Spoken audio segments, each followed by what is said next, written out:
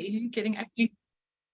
Oh, all right. Hello. Hello, everybody. There's that moment when it says recording in progress when I realize that this is what people will get 3 hours after the class. Yeah, they'll fast forward through this. It's fine. Yes, Hello, please everybody. do. In fact, if you're watching the recording right now, hello and welcome and thank you for taking the class. Yes, You can go thank you ahead so and much. fast forward through the next 1 hour and 3 minutes if you'd like to, because we're just going to get people settled and in class and download the VMs, and talk about tech support and say hello and where are you from? Poopy Fruit is here for the bands. I mean the class.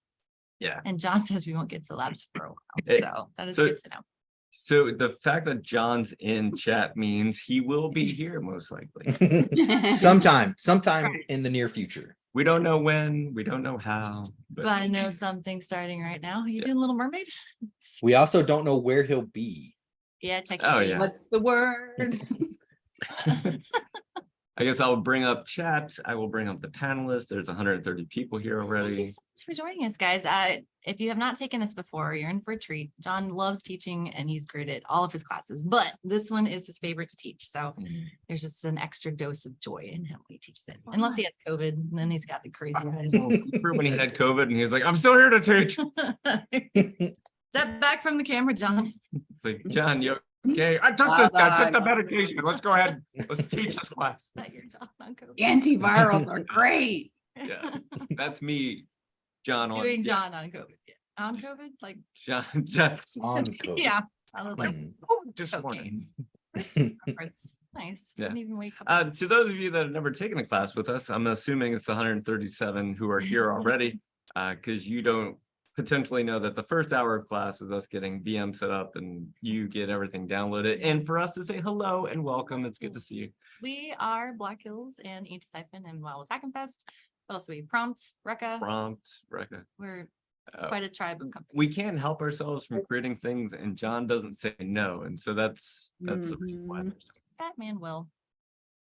Oh, Fat Man Will's back. It's supposed to be a Yes, I think he's gonna be around for a long time. Good old fat man Will.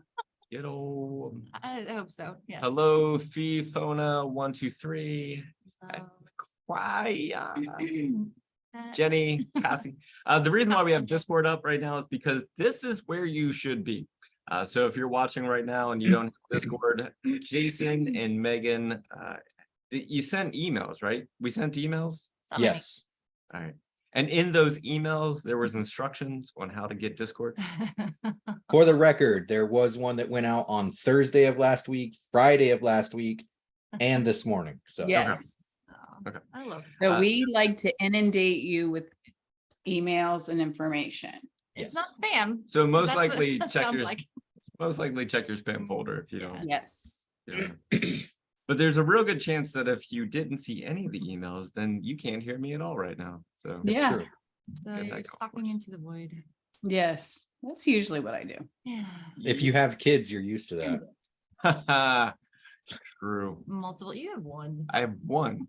Like there should be shame in that. Which means You I just have one. all my eggs in one basket, which means when she doesn't listen to me, it's like 100% of my kids not listening to me. That's true. Yes. I didn't think about that. I It's just- not like 100%. It is it is 100%. 100%. So you don't have the nice one, the mean one, the, No, oh, yeah. there's no balance. There's no The like one you want to throw out of the car at 50 miles an hour. Oh, Sure. You don't have one that you named Jason. That's very kind and also what were we talking about before? Wow. Yeah. The Jason here. We should talk about- Okay, so real quick. It isn't very Everybody. thankful or whatever. Yeah. Yes. If we didn't introduce ourselves, I'm Jason. I am Deb Hi, Megan. hi guys, I'm Jason. and two Jasons. Two Jasons. Walked into a bar. All right. That almost.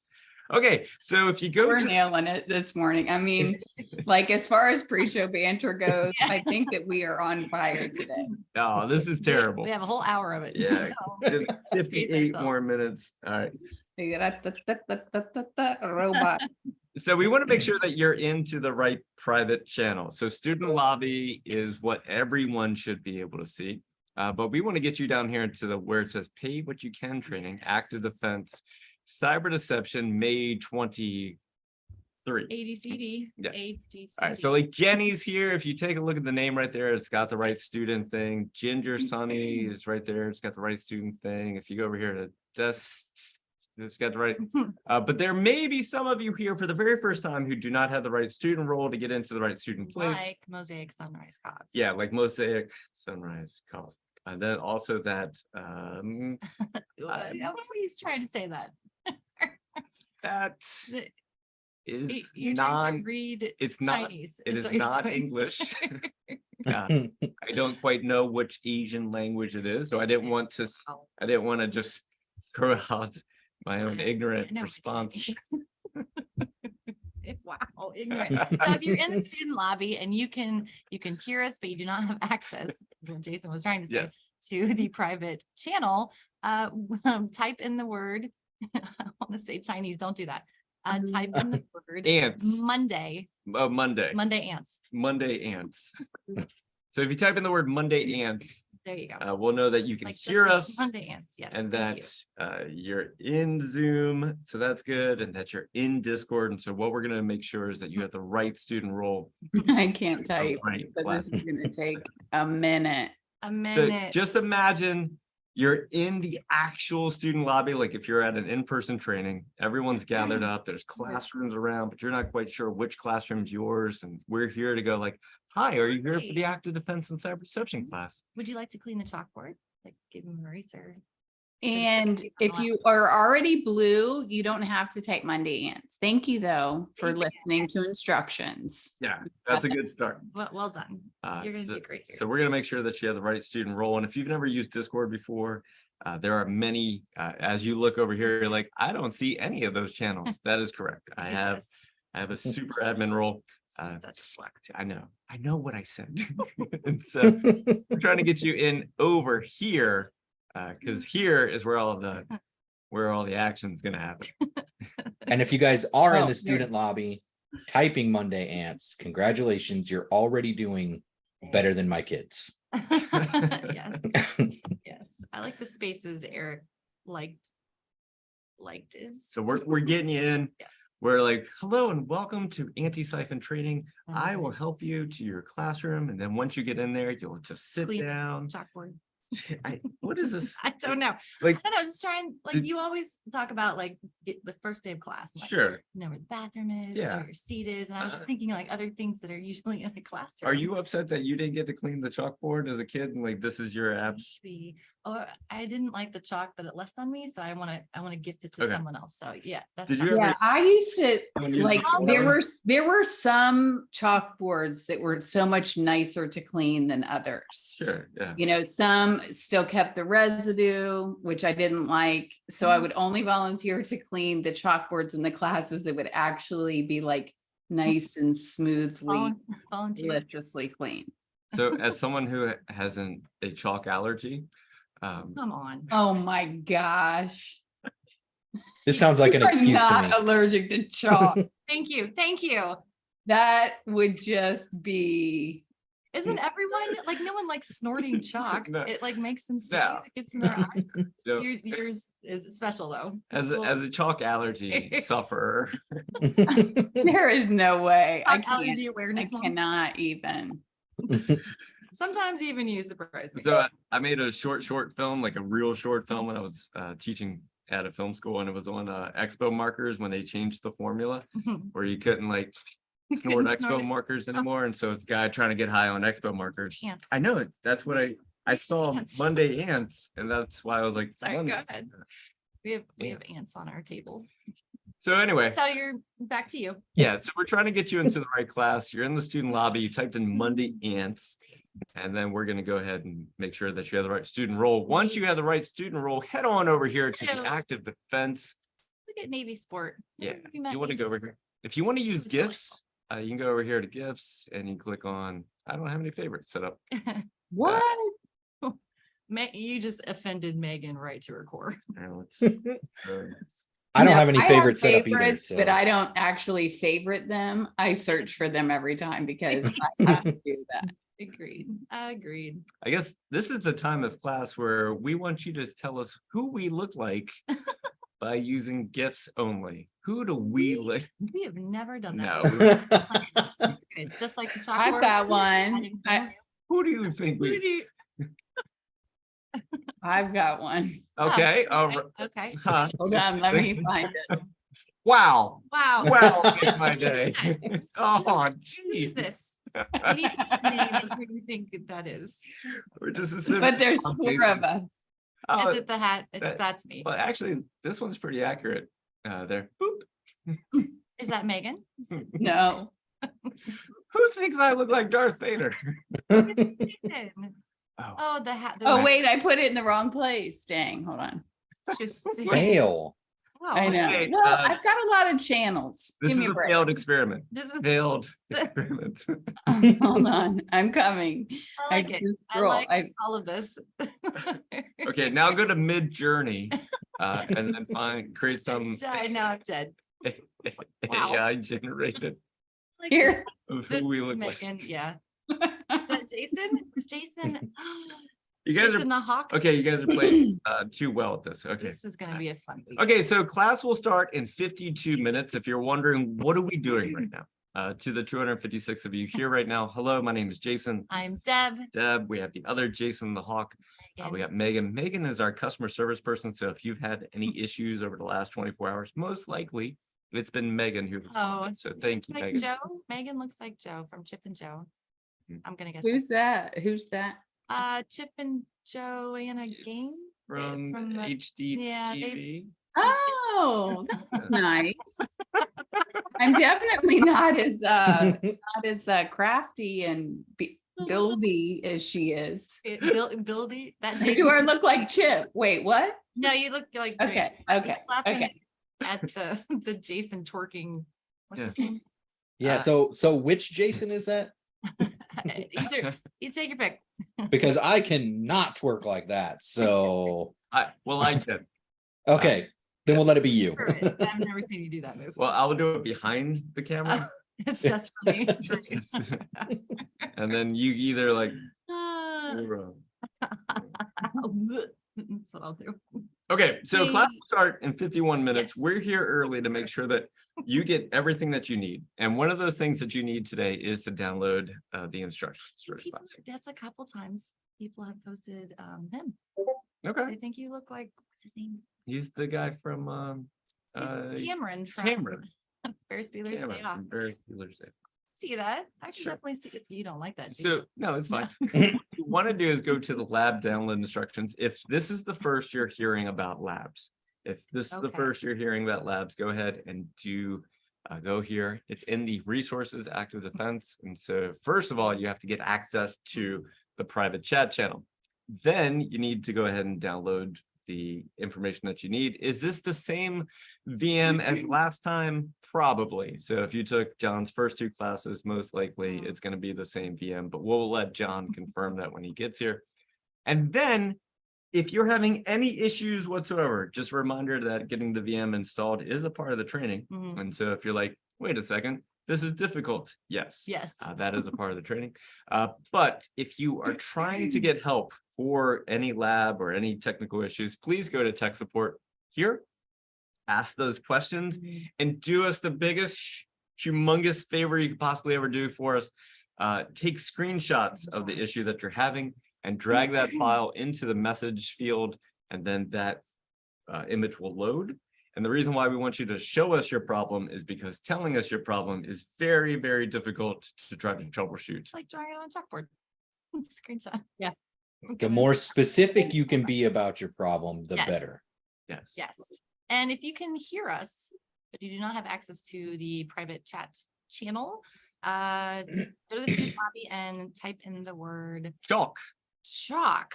So I'd like to see all the different ways people spell chalk. How would you We need to be careful though, because Jason's allergic to it. Yeah, So Yeah. it'll come right I through am the we screen. start sneezing and we need an EpiPen. Still And yellow. do you hear my dogs barking just by any chance? I'm still yellow. I don't. Okay, good. I do not. No. Good. Uh, Because they're jerks. Oh my gosh, can you Are their imagine? names Jason? on Yeah. this- It's Jason and Jason are my 2 Jason dogs' and names. Jason. But they're so kind. Kind jerks. Yes. They just ask for things and never say thank you. Ah, Jason, could you do us a favor and put the Discord link into the Zoom chat for people who still need to get to Discord? Because I can do it again. Yes, I can. If your So what name he was saying was, I've already done it. It's, you could just, there's a lot of people. again, I'll do it again. So we're not using Zoom chat today. So if you see the link inside Zoom chat, that takes you to Discord. And if you're wondering, why don't you use Zoom chat if it's right here? Well, the issue that we run into is that sometimes it's hard for you to communicate with each other. Sometimes it's hard for you to use screenshots. And sometimes it's hard for us to disseminate information the way that we'd like to. And we don't scale well. Yeah, so we chose Discord to put everyone in. Because it stays, like when this Zoom session's over, this chat would disappear, this chat no longer exists, but this Zoom, this Discord channel will persist. And so you can go back there and get that. Persist like a, I want to say like a stubborn rash, but that's. Is it, you get a chalk rash, rash. chalk rash? A Yeah, chalk rash. yeah. A chalk rash. Chalk rash. That's It's good. just- Yeah, What must it be like to be you with all those allergies? well, so I bought my first like pack of 50, a pack of 50 gloves. Like for the first time, I was like, you know what? I need gloves when I clean up. Because if I get like dirt, so let's say I scrub the floor, Mhm. but Oh then I my get some God. of that stuff on my hands. They swell. My hands swell like 2 to 3 times the size, and then they get all like red and weird. Oh my gosh. I can imagine like you going around with swollen hands and being like, I can't clean. Look at my hands. They're all swollen. Bigger. So we're gonna talk about that later. This, you're gonna The talk about size of your hands. you're gonna talk about the size of my Yeah. hands. Gonna be- So you guys, it's funny you guys are talking about that because my wife is allergic to bleach. Oh. Okay. So when it comes to like really deep cleaning everything, that it falls on me. So So that gets done like once a year. hey, now come on, come on. I Just find kidding. myself allergic to cleaning. I I don't just, you know, could do that. I'm allergic to grass too, so I can't cut oh, weed whack the worst. oh my gosh. I Oh, have in my yard has like this extreme ditch that I hate. I hate this ditch. I really want to pave it. Like I hate it. So I was out there. It usually takes me a couple of days to do because I get so angry and act like so I'll have half the ditch. And by the time, I'm finished with the other half has grown back. So it's great. So, but, and I've got like 3 different weed whackers and like, they're so heavy though. It's so hard to like, and you gotta like lunge as you're doing it. Can you leave it just overgrown? No, because No? then I'll get in trouble by my neighborhood. So, Oh, you have an HOA. yeah. So I have a push mower too. So you should see me out there push mowing. If like somebody were to like video me Videotape it? doing this thing, I just probably looked so angry You're and crazy just lady. stomping through and cussing. I've got my AirPods in. We were talking about that earlier. I've got my AirPods in. I'm probably just cussing Cussing. really loudly for the whole neighborhood to hear. You're the entertainment for your neighbors. Yes. For sure. All right. And all these like landscaping trucks will come by and they just kind of look at me and I'm like, yeah, I can do this. Like, don't give me your judgy eyes. Okay, so class will start in 44 minutes. There's a lot of people who've joined recently. So if you're in Discord, so the anti-siphon Discord, not the Black Hills Discord, not the Thread Hunter Discord, not the Wildest Hackfest Discord, we're in the Not the anti-siphon active Discord, defense not the active Discord, defense apparently we Discord. have. And then what you want to do is go to the student lobby if you have not done this yet. If you've not gotten your class roll, and go ahead and type in the word ditch. Ditch, yeah. DITCH. Aggressive, what'd you call it? Extreme ditch. Extreme ditch, I yes. am so triggered right now. And the reason why we want you to say the word ditch is because sometimes people just come into this chat channel and go, Monday ants? Because they They're just, like, I want to play. yeah, they just see other people doing it. Yes, And- lawn dart, well done. Yeah. If your name is already that beautiful blue color, You were already in. So my neighbor this morning mowed her lawn. So now I have to go out after work and mow my lawn because Yes, it's a competition for sure. my lawn looks like trash right now. Do you have that flamethrower, like the not flamethrower? Just- Yes, I've thought about it. It is the worst. I Yes. have children. They do it for me. Oh, I have children too. I know you do. I was gonna bring that. And do they do it? No. Do you Do want I complain about it on a regular basis? Yes. Yes. And then it's like, oh yeah, I'll do that. I'll do that. And it just waits for so long that they know that I just get so angry about the situation that I end up doing it. Yeah. Yep. So you're They've got actually me already completely mad. figured. Yes, they've got me figured out completely. Is that some new ink on your arm, Megan? Has that been there? That's my one. That's my one and only tattoo. I've noticed it before. Just one. Just one. Hey, Mm. Jason, also everybody, we might run into an issue. If you've taken this class before in the past, you're gonna have the same Oh. color name. So if you're taking this class for the second time and you need to make sure that you have the right class role, just go ahead and put the word second. If this is your second time taking the active defense and cyber deception class, put second in the student lobby so we make sure that you get the updated role for the current version of the class. Yeah, that's true. I always forget about that. Good call, Jason. You're so Yeah. smart. Well, I'm kind and a jerk. Kind of a jerk. What? Kind of a jerk, yeah. I didn't say kind of. Saying You're hello does delightful. not help. Saying hello does not help. It's nice to see you. Hello. Second. But right now we're just looking for people who are not in the right place, which is It's just a couple. so. So- If you hear us type in the word ditch, if this is your second time taking the class, type in the word second. That will help us make sure that you have the correct version of the class. There is a song called You're a Jerk. And I have Did your children write it about you? many, no, I have many a times been told that that song was about me. So Aw. um Well, I'm a jerk. No. Yeah, that's another song. and I'm a girl. I'm a- that was gonna let's be- see. Let me see if I can find it. Oh, sorry. New Boys. It's by New Boys. New voice or boys? Boys, BOYZ. Boys. Boys. Boy. Hey, there it is. Thanks, Barnes. Barnes, thanks Barnes. Barnes. Yay. Yes, that's Right. the one right there. Yes, Yep. if your name is already beautiful blue, then head over to the Active Defense channel. Don't hang out in the student lobby. We need to empty that. You'll be there all by yourself. Yeah. Yeah. Jason, the other Crafton, the other class that's happening, everything's okay over there, right? We could check. Yeah, it doesn't start until tomorrow. I've already taken care of it. We're good. We're good. Good. Gotcha. Second time, awesome. Child of Alliance. I'm way ahead of you. Yes, this is Okay. one class. Did you get a DM? Because I did. I did not know. Okay, well, I will send it to Tom to ping you. Awesome. Thanks. Bye. So training will start in 39 minutes. We're still getting everyone into the place that they need to be.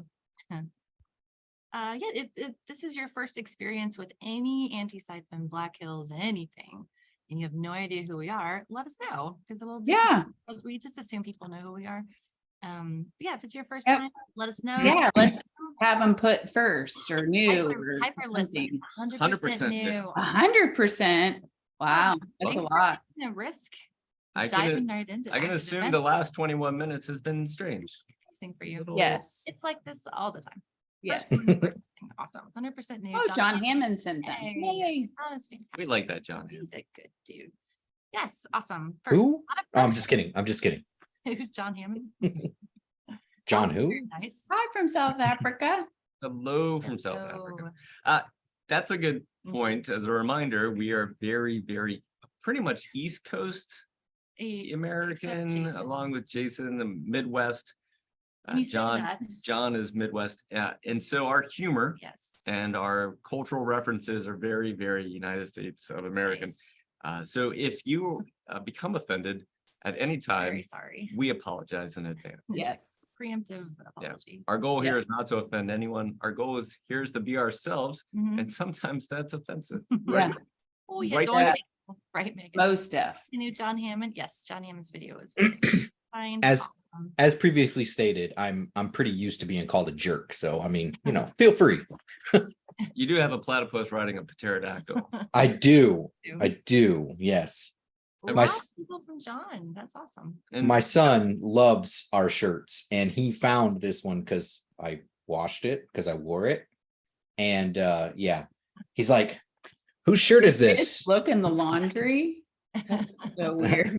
Yeah, my kids. So only certain ones of my kids actually do what they're told. Yep. I have like maybe 2 of the 6 that actually do what they're told. So Bad in the third. Yeah, not That's bad. pretty good. Not bad odds. So class will start in 37 minutes. So if you currently have your VM, if you currently have everything ready to go, you can take a 37-minute break if you need to. I know some of you are in time zones that are it's like the middle of the night for you, and thank you so much for being here. But we are in the active defense. We're trying to get everyone in the right place. That's what the first hour is for. We're trying to get you the right things that you need to be successful in this class. So that way, when John shows up and he starts teaching right at noon Eastern time, you're not trying to like, where is this? And where's this? Yeah. Why can't I be this? And so, Mhm. Yes. Yeah. And thank you for taking a risk and taking training with us. We like our role that we get to hang out with you guys for an hour before. Sometimes we'll come on for the breaks. We'll do that today, definitely. Yay. So that you don't feel by yourself, you feel all alone. We might scare you. Our voices might scare you when we hop back in for just because any voice would scare you, not just our voices, but it's just dead quiet and all of a sudden we're like, hello. you know, John is not here yet. So once he is, he will load the slides in the resources channel. Yes. yes. White cheddar bunny, we love you too. Goes both ways. We'll do some intros, ask where people are from. So one of the reasons that you may not see Or certain not. channels, we'll do that in a second. If you see this arrow can be down and this arrow can be out. So make sure that the arrow is in a down position because that will show you all the channels, including the resources and tech support channel. If you're currently having any issues whatsoever with tech support, like you're like, hey, I need help. Your fellow students are Yeah. helping you right now, Yes. and screenshots are your friend. And So our make sure that you friends. take screenshots. Navy And- Sports in there. Yeah. She is fantastic. We got to meet her in person last Mhm. weekend. She's a great nerd herder that will help you. We have nerd herders. Yes. They gave themselves this name, right? That Yes, wasn't the us. nerd And HK, I see you. Thank you so much, HK. You've been helping a Mhm. lot, and I really appreciate that. And so for those of you that are already set up and ready to go, if you want to help your fellow students, that would be fantastic because you scale a lot better than we do. What that means is we're here to try to help get people into class, but we can't do all the things. And so what we learned a long time ago is the community can take care of each other. Mhm. And so if you would like to help others, please do so. Yes, we are better to Uh, for sure. Sir Wheel, there is a server smash this weekend for Diablo 4, just so you know. Wow. Random. All right. Well, he It said was- Diablo it was 4. in the chat. Yeah. Yeah. So Casey Big Bojangles. Hopefully helps. So let's do introductions. Megan, who are you? What do you do around here? I was reading my face. Hi, everybody. I'm Megan, the innkeeper. I'm the director of customer service for anti-siphon training and Wild West Hackenfest. Yep. So, Jason the Hawk, what do you do around here? my name is Jason Crafton. I go by the Hawk. I run Discord. I do website updates. I do just a little bit of everything. I'm that guy. That guy. That's kind of like all of our roles. Yeah. Yeah. Yeah. Deb? I'm Deb, the Deb, super redundant with my name. I'm the bandit. I forgot we had chosen. yes. I'm the I'm the bandit. outlaw, yeah. You're the outlaw. I am technically a community co-creator, which means I help create community and help people be the Co-create. best versions of themselves. Yes. I do a little bit of everything. Conferences. If you need any kind of swag, I will send you. No podcasts. Podcasts. Who's the sheriff? That's John. But we didn't The choose the sheriff. So I think Kate used to be the sheriff. He was the sheriff. And so that's why Delta's the The deputy. deputy, yeah. Yeah. And Ethan, I'm the Who are outlaw. you? I think I'm the outlaw. you are the outlaw. Yeah, I'm You're Banjo Crash I'm Land. the wild card. Yeah. So I work at Black Hills and I help support Anti-Siphon. And so way back in the early days of Anti-Siphon, it was Deb and I running these things. And then thank God Jason came along, and thank God Megan came Megan. along. Zelda. Because they do all the work that we used to do, and they do it way better than we did. Mhm. Because it was just like, I don't know, and making it up as we go along.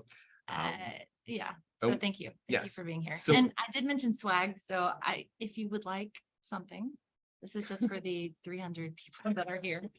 Send me. Okay, hold on 1 second. Before Deb makes a Whoa. unilateral decision, just a reminder Mhm. that Are you talking to me just? just me right now? a Okay. reminder that Okay. the shipping team Yes. is way behind. I Okay, know. just It might not get to you for a bit. yeah, so But, just for Yeah, you expectations can always purposes, ask. You can the always. shipping ask. team is so behind. Yeah, Well, we had an event. Yes. we did. So, and then they coming home from the event, it was Rogue. so windy that they couldn't get back. Yes, it'll take a while. And Yes. like the event happened at the same time that we released a new expansion deck of backdoors and breaches. And so like all these things, And the zine, right? and the And the zine, zine.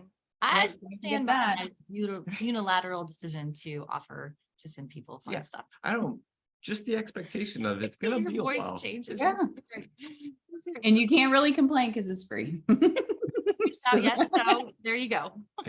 Okay, so we've done introductions. Hello. We want to make sure that everyone's in the right place right now. So if you do not think you're in the right private chat channel, which is the Active Defense right here, if you cannot see this, please go into the student lobby and type in the word swag.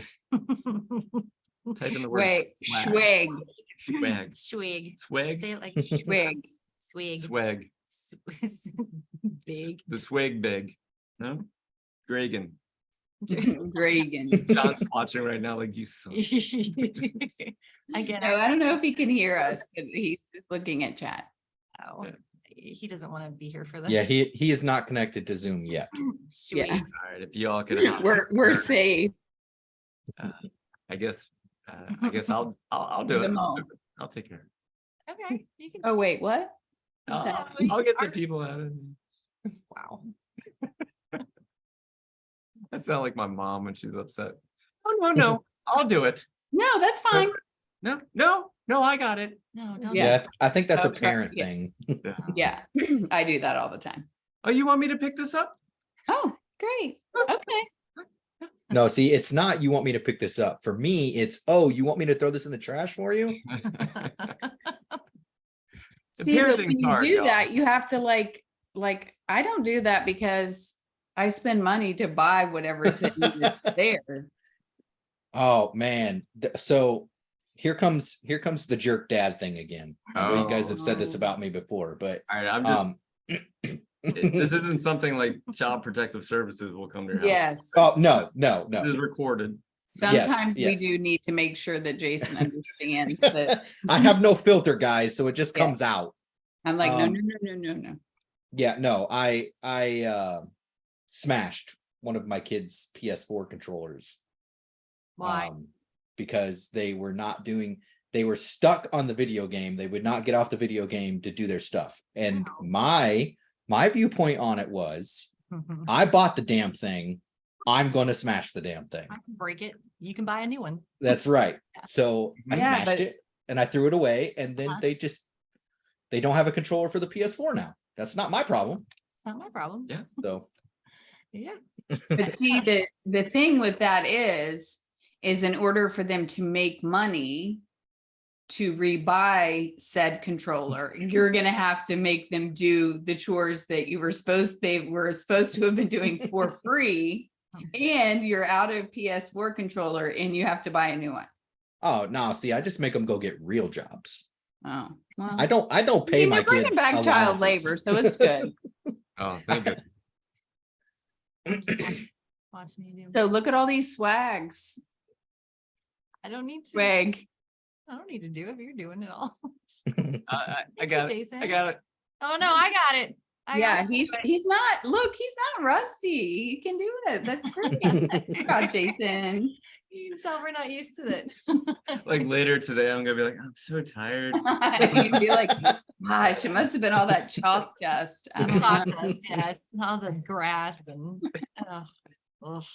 See, do you So see- since you're allergic to grass, does it mean like touching of grass, or does it mean like when people cut grass in the area, you get Ye- sinusy, or like, is it an itchy? Is it a skin? Itchy. It's itchy. Okay. Like a redness, itchy. I like So that like you a talk hivesy about kind of the rash. allergies. I'm the only one We in the just world don't with a talk grass about it as allergy. much as you do. I'm the only one. Do you remember my allergies from? So Ooh. Deb recently had an allergy attack so bad, it looked like she had been beaten up Punched. by nature. Yeah, it tried to contain. My Aw. eyes swelled up like I was in a boxing match, and then they just wouldn't open for a day. It like she had this thing. You need that. No, it's just my eyes draining. And I was like, and then at some point, like in the afternoon, she looked over. I was like, oh, I didn't come into the office for multiple. She's like, calls. I can't understand why I can't read these emails. Um, I walked into the patient first, and the nurse looked at me and he goes, "Bee sting?" Like, no, I wish. Nope. Nature's trying to kill me. Yes, thank you, Pat Manuel. It's not fun, and I just don't talk about it as much as you talk about your chalk. I have grass. pictures. Let Dairy. me just go ahead and bring up the pictures. You're gonna show him a picture of my eye? I'm okay with that. No shame. Anyway, Okay. anyone who Yeah. suffers from seasonal allergies, it was really bad this year, at least on the East Coast, the pollen count. You're not. gonna- Yes, it has been just nutty this year. Why does it want to kill me? Yes, Mhm. Jesse, I agree. I love nature, but why does it want to kill me? Okay, so we got 26 minutes before class starts. Exactly. Yeah, it's, That that's was- very similar. I sent that yeah. to you, actually. I was like, I look like this. So what we'd like to do right now is let us know what part of the world you're from in the chat here, so that we can kind of gauge where everyone's from. So we got one from Oh, Poland. Hello and awesome. welcome, Croatia. Vegas. I'm gonna take a little Nice. flow here. West, Canada, yeah. Midwest, India. So I recently learned, and this might be new for some people who are listening, that India is in a half time zone. And I had a very hard time with this, where it is right now, it would be 12:05 in India if it was, because it's Yeah. 30 minutes ahead. So when Nate went in 2003, that's when I learned Mhm. India was a halftime. A It would be half like time zone. 6:30 for him, and it was Huh. noon. It was Yeah. very strange. Yeah, Oklahoma, Illinois, nice. Oh, Toronto, North Scotland. Carolina, Scotland. I don't know why I Portugal. said that. Canadians. Canada, Scotland. Scotland. I think I just, Ten- I've been to Canada. Tennessee. I'd love to go to Tennessee. Scotland. No. Florida. Florida man is in the house. Remember My- when I couldn't say Minneapolis? You still can't. What? Now you do it on purpose. Now you do it on purpose. Kansas. No, wait, we really getting swag? New England. Yeah, you can always ask. You don't know if you don't I ask. think you gotta Reach like out to me. DM. Deb. They're coming. in. Yes. Yes, send me a DM and I'll see what I can do. See what I can do. Well, I don't want to, I mean, I will send you something. I will not. I will. Hey, there's some Put it fellow all- Virginians in the And it house. might take a very long eh, time to But get it those. will things. get to you. It's like the old infomercials where it was like 6 to 8 weeks. Yeah. And it might be longer, but yes. Plus Yeah. shipping and handling. Florida, New Plus shipping Zealand, and handling. Denmark, Dominican Dirty New Republic. Jersey. So like the Dirty upper Jersey? part of New Jersey. It's, I was gonna say it's all, sorry, I don't, Yeah, I almost said it too, but I stopped Yeah. myself. India. Florida, Austria. I have been to your airport. That is it. Singapore. Hey, South Dakota. Scotland. Philippines. Go Awesome. Canada. Thank you, everyone, for showing up. I'm guessing the time for you is maybe tomorrow. Some people might be Hello in from tomorrow. Dubai. See. Oh, Egypt. Awesome. Morocco. the Ohio. money. I love that gift. It's one of my Saudi favorites. Arabia, Sweden, Morocco, Planet great. Bebop 27. they're gonna try to fix all your allergies because you shared it. Oh, I have not tried the shot. I went I'm to gonna take that. I went to the allergist and I did the actual allergy thing where they like stick you Yeah. and they take a look at the severity of, and they were like, "Oh, you're allergic to cockroach poop," and I was like, Did you just put cockroach poop on my back? Did you ask the question? "Yes." I was like, Did I sign that Oh. consent? "Oh God." Yeah. no." So it's an actual issue in Florida because the palm trees get full of cockroach poop, and when the breeze, like a heavy breeze comes through, it blows it out of the palm trees Yes, into the air. basically. So cockroach poop is an issue in Florida. We do. I hear it's a pretty big issue in Hawaii too. Really? Cockroach Yeah. Well, and it can be in cardboard boxes as well. Mhm. Bob the Builder, where in Maryland are you? You said you're in Maryland. That's where we are. I guess we never Oh. said, where in Maryland? Yes, we're in Maryland. Jason, the Hawk is in Iowa. Nebraska. Omaha, Nebraska. Don't Sorry. ever say I'm from Iowa again. Gosh, it's You that are a other bit of a flat jerk. state. You're a bit of a jerk for sure.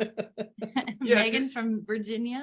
Disco pants, that's a Yeah. great question. Yeah, that's a great question. What was the question? So what other poop do they test for? So the other issue that I hate about the allergist is that they see all the things you're allergic to, and then they like, here's your 27 prescriptions. And you do like the first one where like, so this is an inhalant, and they're like, yeah. So I do the inhalant, and all of a sudden I'm like, what is this, speed? Did you Yeah. just give me speed? But it says may cause dizziness. Yeah. And so you just, that you'll feel like you Yeah. have speed. So after 27, like, yeah, and then I take this one, it's not no longer the allergies, it's all the side effects all from the the side medication. It's medication, yeah. I was on quite the. So it's just like, you figure, forget that. I've lived with this long enough. I'll just suck it up, Yeah.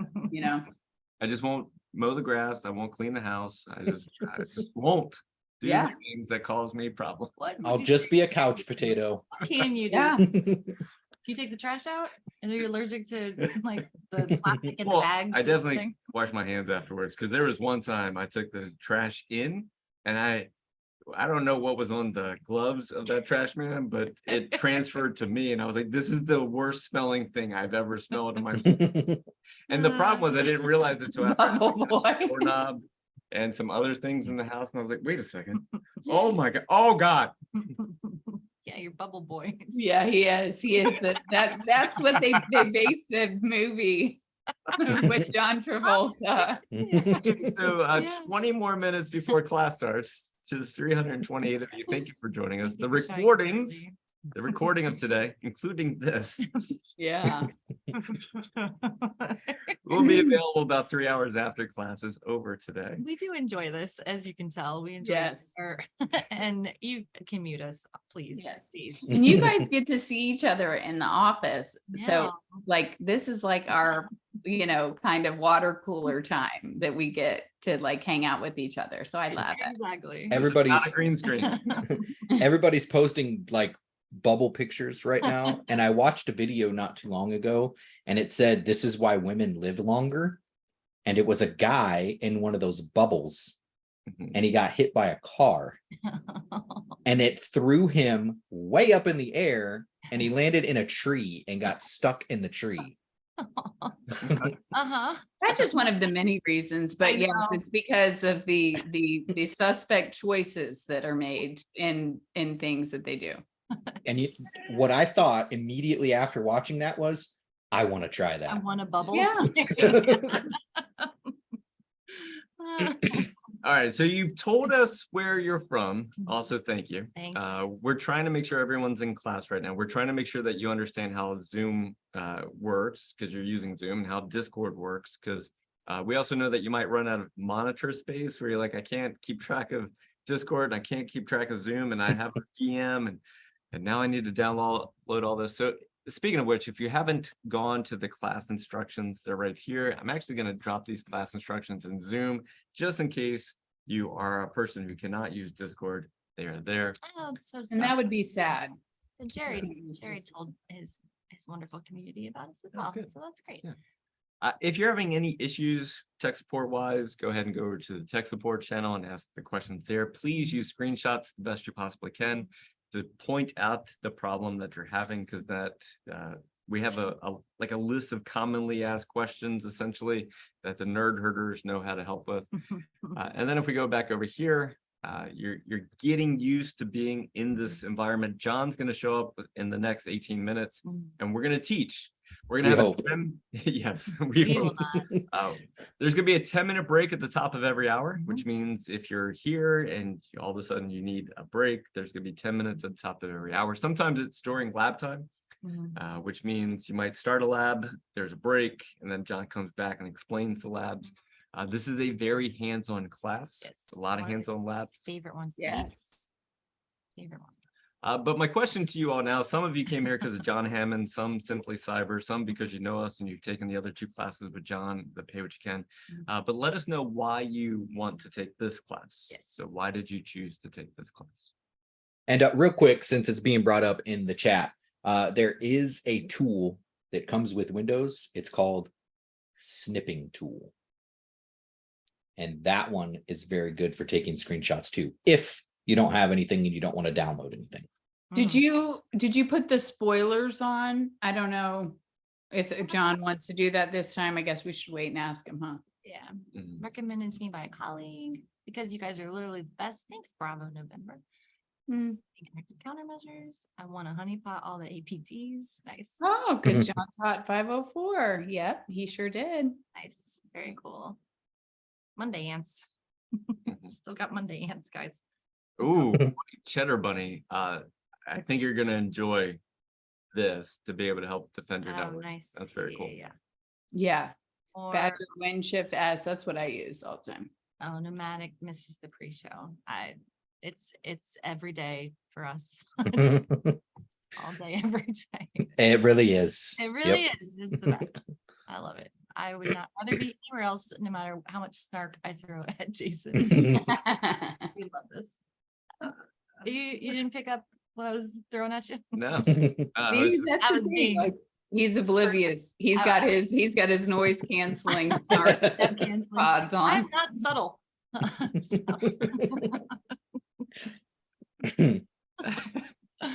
So Uh, I love when John teaches this class because it's interesting, mhm. all the things that he's going to teach. I think you're going to enjoy it. I always call it the Home Alone edition of building out your network because you're setting up booby traps. And like, if you watch the movie Home Alone, like he Nice. was having a good time.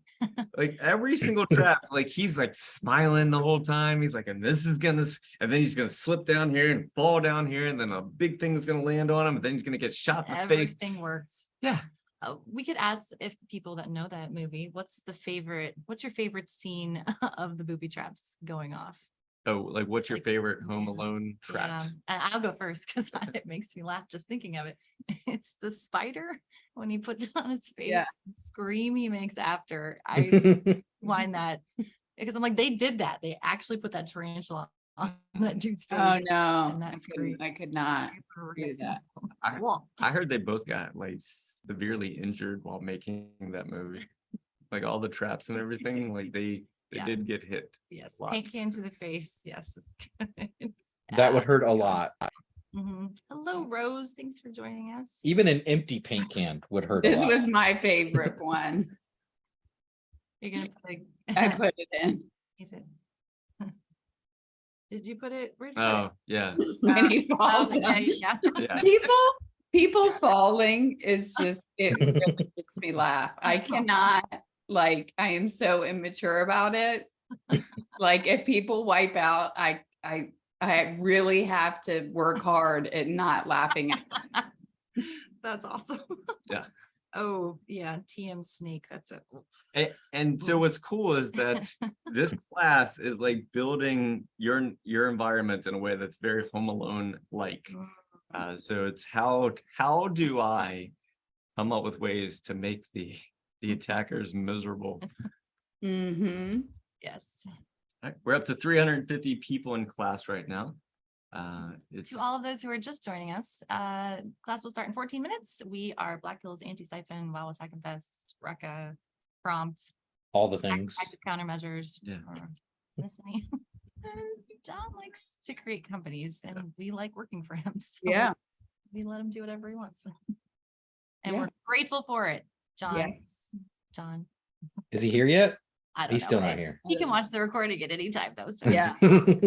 Yeah, he's got plenty of time for that. Yeah, I was just thinking Right? the same thing. Yeah, I'm sure. I'm sure he's gonna do Fall that. asleep listening to class.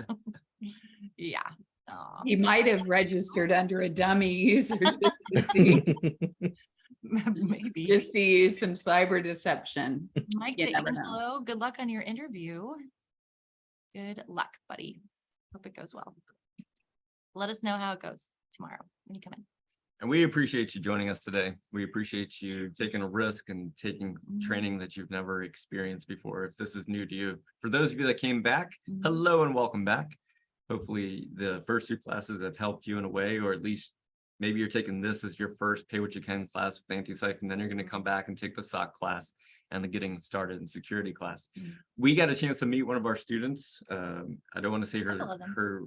her official name, but she came to B-Sides Charm, and it was very cool to actually meet our Mhm. students in person. We got a Yeah. chance to meet some of our students at the B-Sides Charm training event. Mhm. And so there's a lot of times where we're just talking to a camera, we're talking to Megan, we're talking to Jason, we're talking to Jeb, but we don't get a chance to talk to and back and forth with you. So like Navy Sport was there, Orthicon was there. Or the cons there. People who were actually in Discord were in real life. And so it's been great. Who's Slide? Oh, Oh, Batman Will, thanks for coming to Yes. Who's Slide. That was a lot of fun. it was a lot of fun. What is this real life thing you were just talking about? Real life, Mhm. seeing people in real life. Yeah. Yeah. Do It's you have weird. friends outside of a screen? No. Are you okay? No, I don't. Who, me? I do. Because I go to the Y. So I've got my dance classes. Yeah, Megan's got mad dance skill, Yeah. guys. Yeah. Ask her to see videos. She'll show No. you. No. You met Tony, Tony, yep. B-Sides Charm. Listen, I told you I'm not sharing because I don't want to be famous. B-Sides, I said hi to Jason like I knew him. Yes, we love that. And it's okay if we get the like, hi, who are you? Yeah. It's not an offense to you at all. It's yeah, it's just the nature of what we A do. lot of times I'll ask people to help jog my memory. I'm like, so when's the last time we met? That is And, a trick. and then every once in a while they're like, we never have. And I'm like, okay, Oh, thank God. okay. Yeah. We did have a question in Zoom. It Mhm. asked if there will be an exam. Also if there will be a certificate. There is no exam, No exam. No exam. but there is a certificate. Certificate. Yes. Yes. And that's sent automatically on the last day of Automatically. class. Nice. We have a wild John Strand. have a John Strand. Attempting- Hey, Tempting. trying to figure out why my video is not starting. That's not good. That's why we show up early. John. Well, it is Monday. This Monday. It is Monday. All right. Let's see the video. Is this part of the class? Yeah, it will not let me click it Mm. Oh, boy. when a problem comes along. it You a must new click map? it. All Ah, right. there it is. Hey, But I'm not moving. He's not. No, you're frozen. Oh, yeah, and you look kind of Mad. agree. angry. I Yeah. am mad. Yeah. Well, then that's an accurate. That would be a correct statement. Yeah. Okay, well, I'm out. No, They came back and it's still the same angry. Still- yes, angry Angry I'm John. gonna John. try to open up OBS and get that Okay. going. Griffin InfoSec, yes, turn it off, turn it back on. Angry John. I wonder if I have a Teams thing open somewhere. Oh, maybe. Yeah. Oh, wow. There's like nothing going on here. This is not good. You have Let's 9 minutes, John. Stop the video. Yeah, you've got plenty of time. Plenty of We time. can fill some more time. Always Yeah. blame Teams. There we go. There. Oh, wow. Look at Hey, you're that. moving. Woohoo. Kind of. You look happy. That's awesome. I like it when a plan comes together. Yes, the 18. People are people that don't know me are like, this dude is like my grandfather. He doesn't know how to make technology work. Yeah. Yeah, what's wrong with this guy? I don't know. So, oh my gosh. So how is everybody doing? We're good. Good. Happy Monday to you. Happy Monday to you as well. Thank you. Thank you very much. Yes. Do you, Jason, Joining the Discords. let's let John share his screen Oh, yeah. and see if he Yeah, can- let's make sure that works. Yes. One last thing before we go. If you are currently here and you're not in the private active defense lobby, go into the student lobby and type in the word angry. Angry John. Angry John. Type Nice, in that's- angry John and we'll make sure that we got you. Angry John. Yeah, what is this? Angry Joe. You sang it before. You're and trying real hard to make that a song and it's not working. Yeah, we're trying to make fetch happen. It's It not did. going It's to. not, it's not happening here.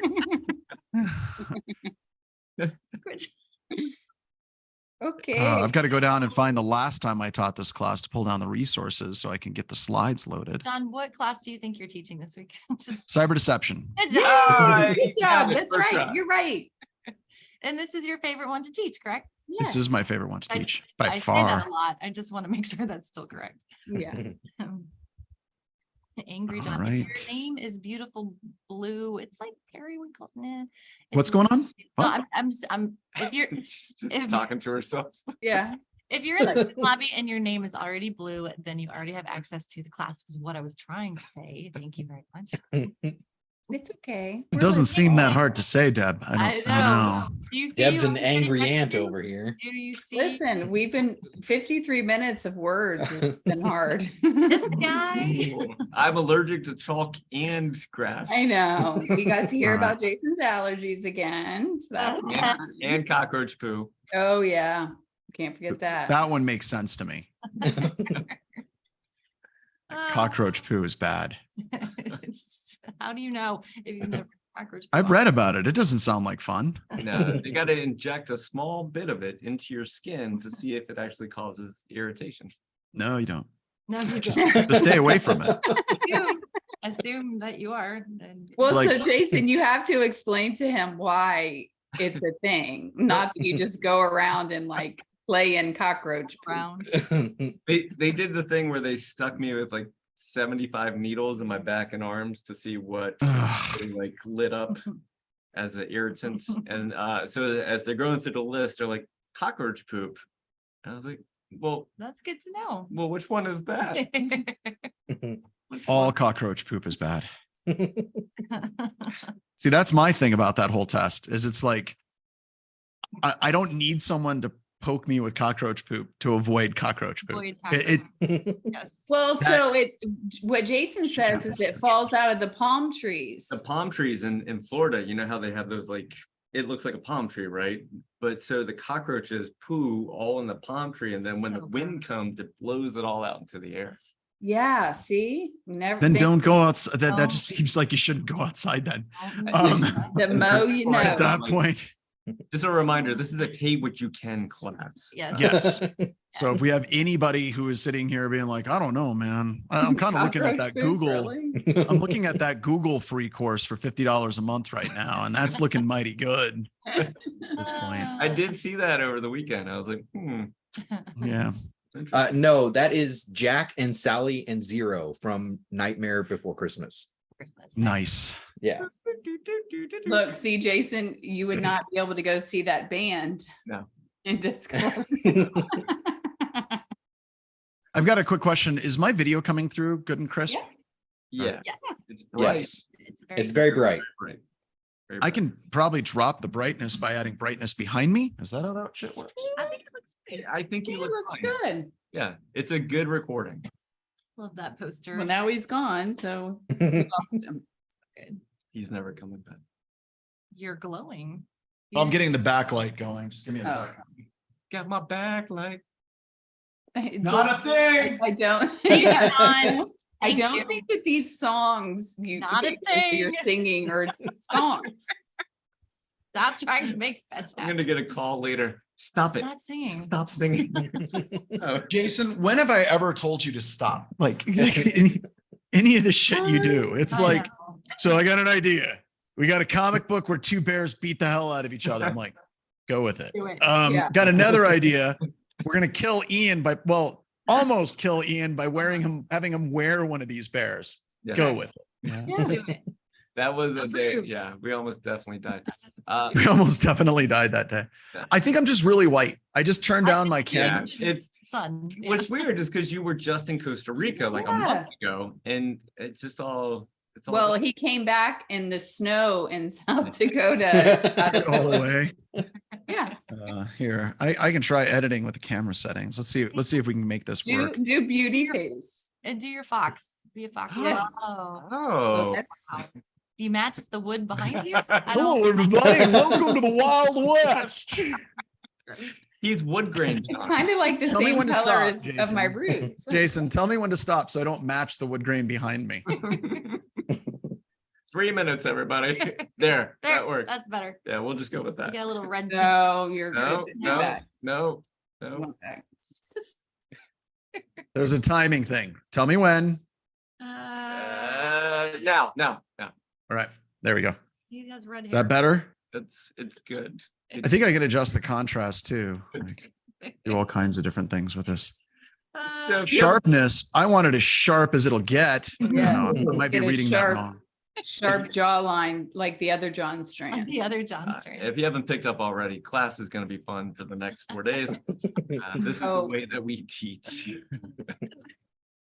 There. For letting us show up, There. John. How's that? That's good. Yeah, Even though That's I'm pretty sure that I still look like a vampire. A little bit. Like- That's all right. Oh, Oh, extreme close up. Can you do that whenever you're trying to make a point? when I come back from labs, Whenever like, you, hi, everybody. Welcome back." whenever you say it's garbage, then you need to zoom in like that. Oh, I've got effects here I can mess with. What do we have under this tab? Oh boy. I can flip. Yes. Just a reminder. Did you have nothing. 2 minutes. 2 I minutes. did nothing. Yes. I can generate an AI background. No, you're back. Requires, I don't want to do that. I don't like Mhm. the AI backgrounds. It's Yeah, like great not something I care for really. John, can you share your slides? So we Oh shit, that's what's going on. Yeah. Like my slides, like when I go to my slides are all white. So slides in front of me, no slides in Uh-huh. front of me. Slides in front of me, no slides. Oh yeah. Oh, Um, right. So let's go ahead and let's share out my slides so you can see just Mm. how crazy white they are. There we go. Whitey Sounds to tighty. me like you need a dark mode slides. Mm. I do. Oh, I do. yeah. They're nice and crisp. Oh, Right, like right. I like them. Have you- Isn't that bright? That's Mhm. right. it's great. It's making you look a little brighter. It's great. Yes. Yeah, that's fantastic. So I did that. You know why I did that? Because the group I used to teach with years ago, if you had dark slides, when they printed the books, like the printer would literally run out of ink. Yes. Yeah. I remember that. So yeah. Such So a- that, I think I need an intern to have somebody just redo my slides for me. Just Okay. make them look better. So Okay. if we have a volunteer, we want to get one, that would be great. What about Logan? Logan, Logan's going to be making mountain bike trails. Okay, Uh, that's way more important. Yes. Yeah. My daughter Susie's very interested in interning. There we go. I like that idea because she'd work with you. And She's very good at PowerPoint. Keep her. this is a way for me to get more free work from you, Jason. All right, everybody. Are we ready to get rolling? It's Yeah, all you're yours, on. John. Yes. Fine. All right, everybody. Thank you so much for coming to the cyber deception class. By the way, I'm checking my email because I have the people that are creating the virtual labs for this class. They keep telling me it's going to be done. It's going to be done. We're going to have it done. Just like soon. It's going to be done. It's going to be done. And it's been 3 weeks of that. And today I had to get a little bit salty with the people that are doing the virtual environment. I had to challenge them to a glove slap. Because I don't take crap. But no, we'll see if that gets done. I know there's a bunch of people that are downloading the virtual machine. We have the virtual machine environment. That's what I'm running on my system, and I'll be showing everyone that here in just a little bit. But hopefully we'll have an entire virtual lab that we're hoping we can beta for this class. So if people have trouble getting the virtual machine up and running, you can access and run the entire thing in your browser. Is it entirely fast and snappy like having it on your local system? Hell no. You're running an entire lab through your browser. Does it work? Yes, it does. So it's in the cloud. Yeah, so we're really, really excited. I am super stoked to be teaching this class. And I've been teaching this class for a long time. As you can see, some of my co-authors, Bryce Gelbreth, Paula Zadorian, are people that have kind of worked with me on this cyber deception active defense bent.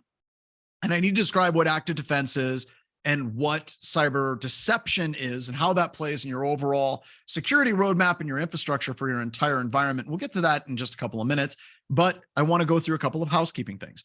If you're not aware, Jason and Deb went through, the Jasons, the Deb, the Megan, they went through and they showed you where you can get the VM and you can get the slides. It's in Discord in the resources tab. So please go check that out because it's awesome. And we have lots and lots and lots of labs that we'll be doing in this course. So go get that. And if people come in late, like they're going to, and they're going to come into Discord, they're going to roll in about an hour and they're going to be like, hey, where are the slides? Help guide them, show them the way, as Peter Frampton would say, to where the slides actually exist for this. Also, this session is being recorded. Hooray! So if you can't make it, you absolutely have the ability to come back and see the recordings. If you look inside of Zoom, we have a little bit less than half the students in the class. We have over 1,000 people registered. 1,000! 1,000 people. That's a lot of freaking human beings. And we have 412 human beings that are in this class.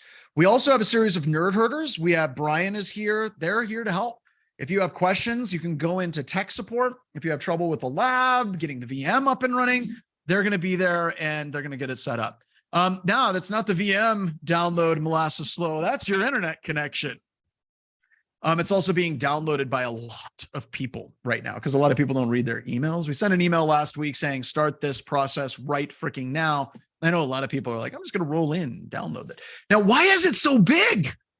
We have people that are just like, oh my God, this is a huge virtual machine. Why is this virtual machine so incredibly large and in charge? Well, let me tell you why. I'm going to bring up my virtual machine inside of the VMwares. Let's go ahead. I'm going to edit the virtual machine settings. I'm going to give it more memory just because my system has a lot of memory. 8 is kind of the minimum of your host that you need to have so you can run the virtual machine with 4 gigs of memory, but I have a lot of memory on this system. Hey, John. Yeah. We're still only seeing the slides. Nope. I know. I'm starting it up right now. There's Okay. literally nothing to see. Like Cool. It's just a black screen right like here. That's just Windows starting. Just doing its thing. Here we go, Windows, go. All right. So why is this virtual machine a large virtual machine? It is a large virtual machine because it's not one virtual machine. It's 2 virtual machines. It has an entire Linux environment using Windows subsystem for Linux, and it has a full Windows environment as well. And it has everything that we need to make this class work. It is super, super cool. The password is ADHD because we aren't practicing any security practices whatsoever in this class at all. And all the labs are baked in. There's all kinds of goodness in this. So let me show you. When you get into the VM, you double click labs. Never mind the PowerShell that starts up.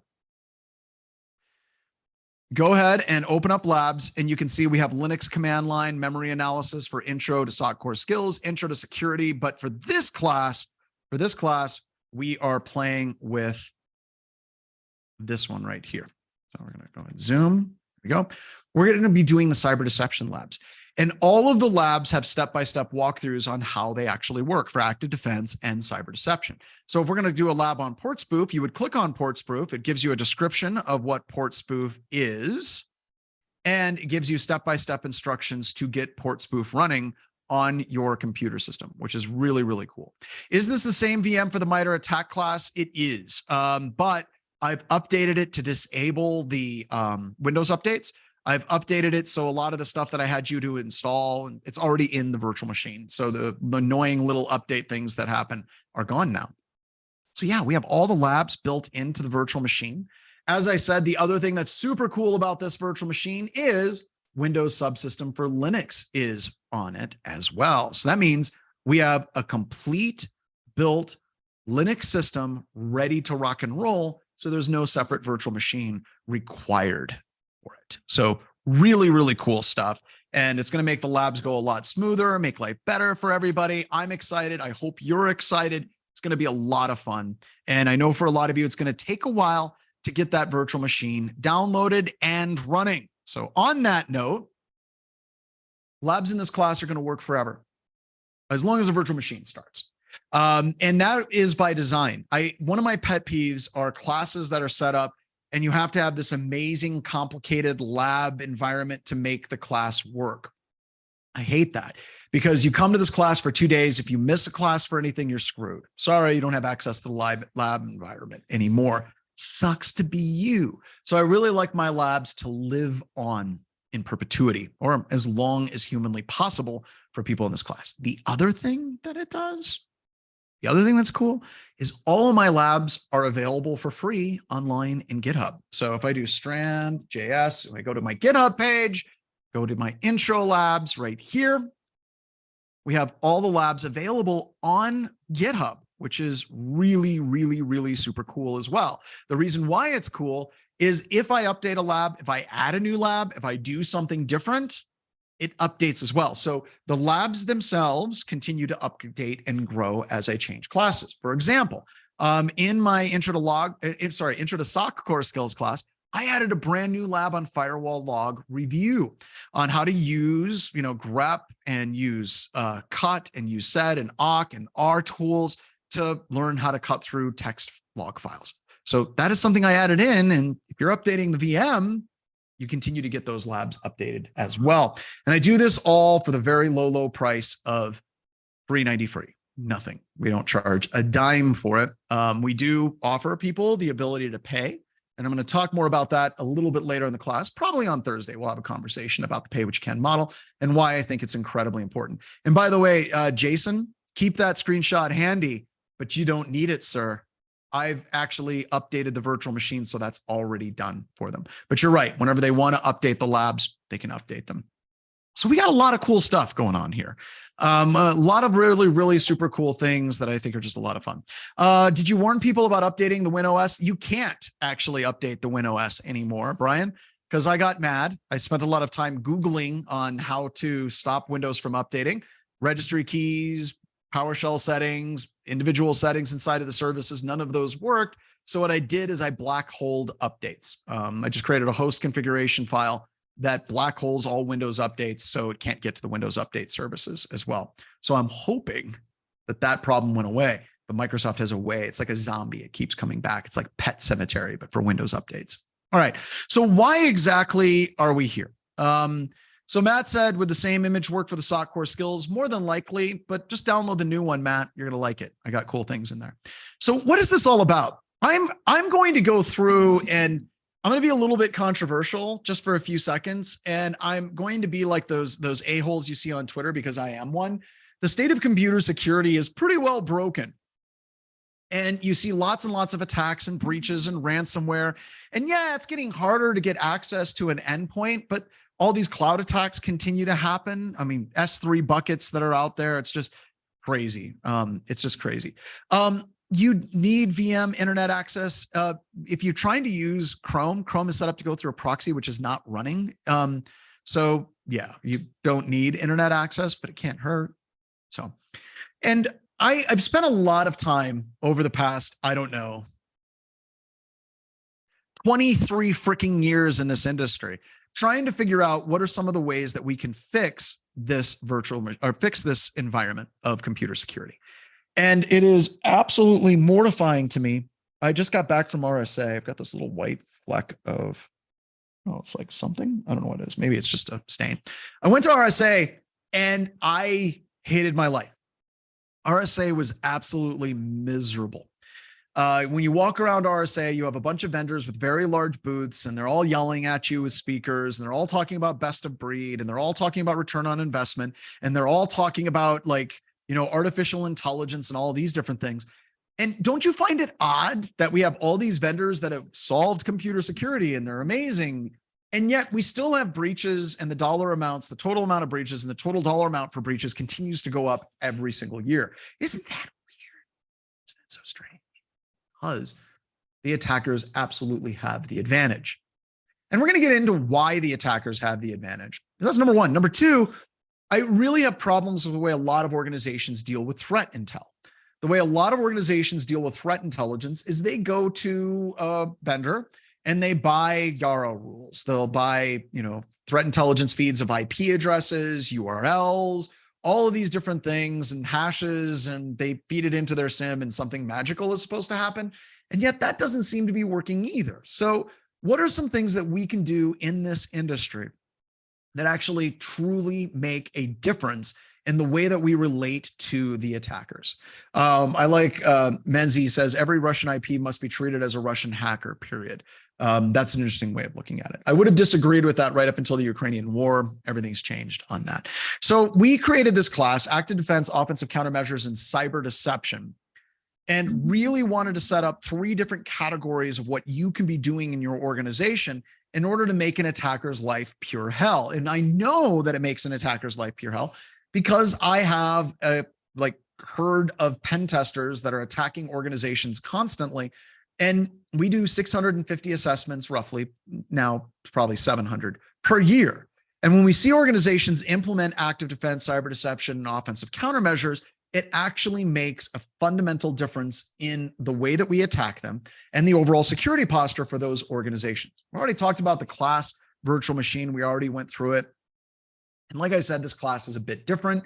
The concepts, the approaches, the labs, most of the labs are not in the slides. I stopped doing that years ago, and putting it out on GitHub makes it really, really, really easy for people to work through the labs. Also, if I could get a small request, if you go to my GitHub repository, let's say you find a typo in the lab, you can absolutely go into issues and you can put an issue. So like right here, somebody said need to replace IP address with your Linux IP address here in the port spoof lab. Okay, I can now fix that, right? So I can open up that issue. I can go right to that area and I can fix that problem.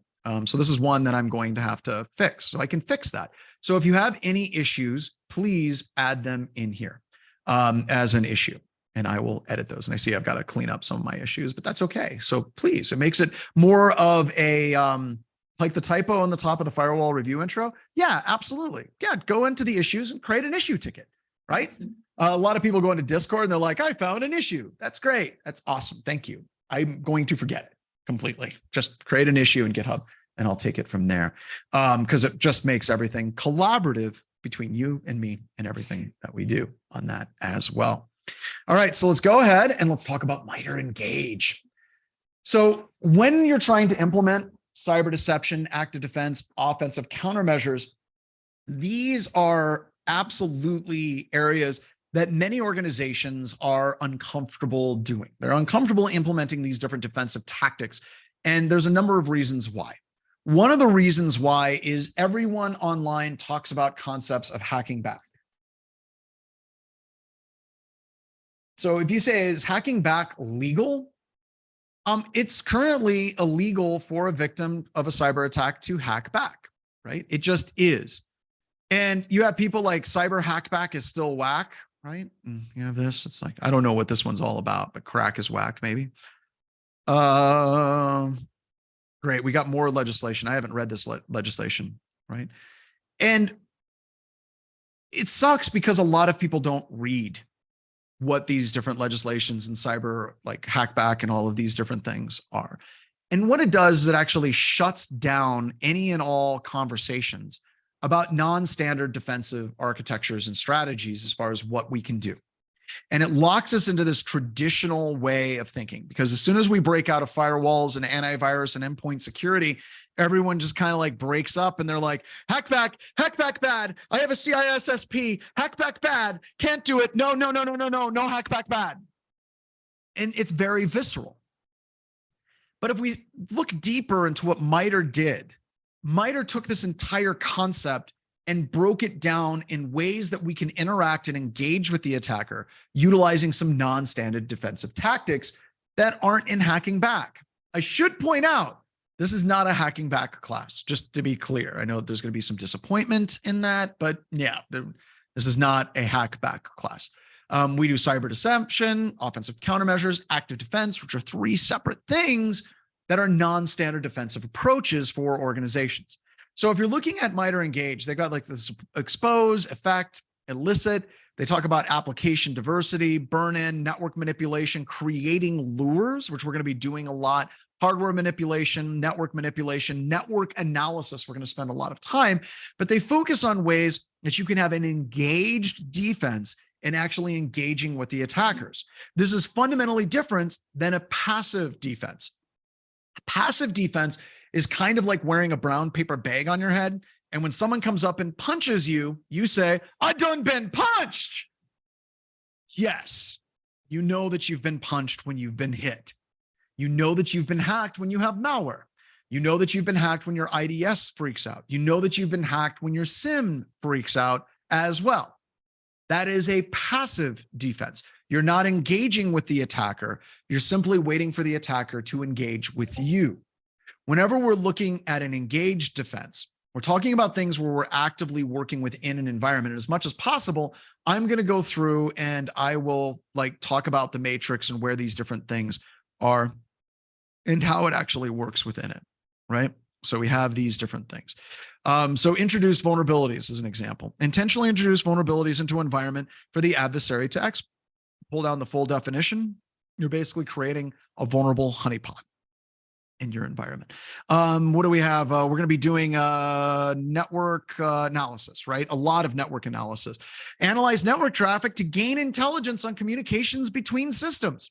We have an entire lab and an entire product dedicated to do this, to identify command and control traffic in an environment. Malware detonation. We can work in a sandbox to execute malware to see what that malware actually does. That's us engaging directly with an attacker on that as well. Lures. We can create a number of different artifacts such as decoys and breadcrumbs to elicit specific responses from an adversary. It's a really fancy way of saying honeypots, but yeah, that's basically what we are doing. So the reason why this becomes so critical for us in this class is now we have a framework from the people in MITRE. What do we got here? Threat actor, someone who wants to punch you in the face. Threat, the punch being thrown. Vulnerability, your inability to defend against the punch. Risk, the likelihood that getting punched is going to happen. Nice. I like that. Acceptable risk, your willingness to get punched in the face. Yeah, I need that shirt too. That is an amazing Twitter exchange. See, there were good things on Twitter at one time, a long, long, long time ago in a galaxy far, far, far away.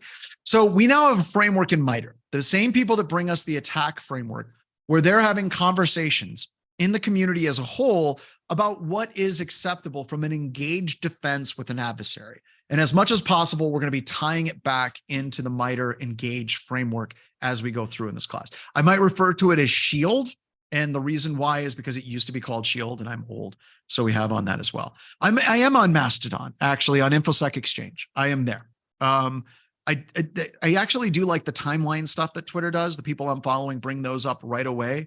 And I'm really looking forward to Blue Sky out there as well. There we go. So let's go through some definitions and some disclaimers. By the way, a lot of what we do today is just a tremendous amount of kind of setting the stage. And then it just goes crazy with labs. We have a ridiculous amount of labs. I think in the next, well, it's not 2 days, it's 4 days, but it's 8 hours each module. So 16 hours. Over the next 16 hours, we have 1, 2, 3, 4, 5, 6, 7, 8, 9, 10, 11, 12. We have like 12 labs. And I'm probably going to add in some additional labs as well. I want to add a sandboxing section into this class. So we might get that before Thursday. If you're lucky, if you're good, we might have a sandbox lab that we can play with on this as well. All right, so definitions and disclaimers. Disclaimer, the tactics covered in this course could get you into trouble. Most of all activities, if not done properly, like driving, can get you in trouble. It's like driving down a road. Yeah, if you do that right, life is good. If you do it wrong, you end up going to prison.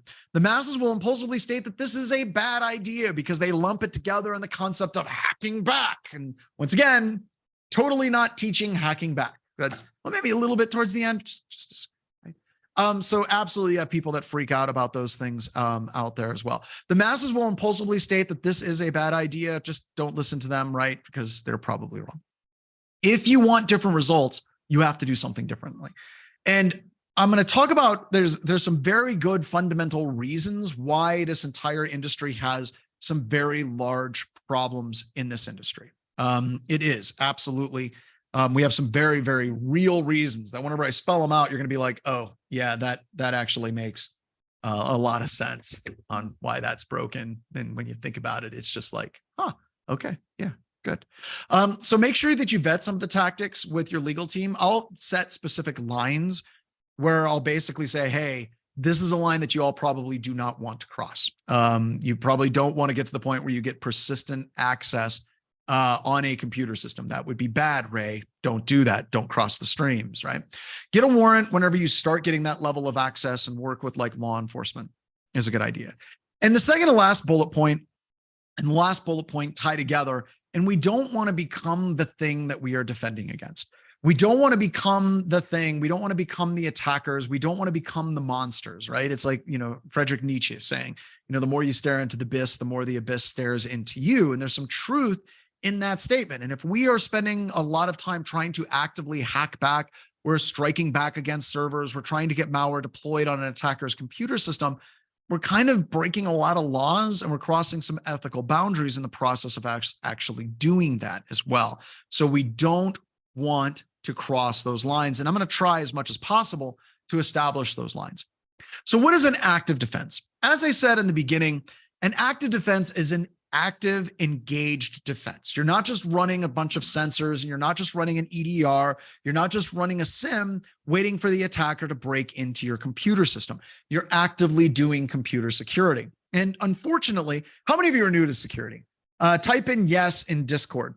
Type in yes or thumbs up or whatever. Thumbs up over here. A whole bunch of you are new in security.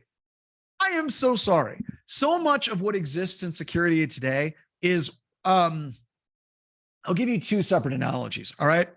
The first thing that a lot of InfoSec jobs are is you're like a cleaning crew at a supermarket.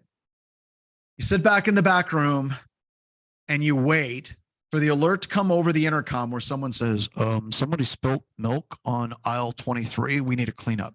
So then you grab your bucket and your mop all day long, mop while I sing this song. And you show up and you do your cleanup.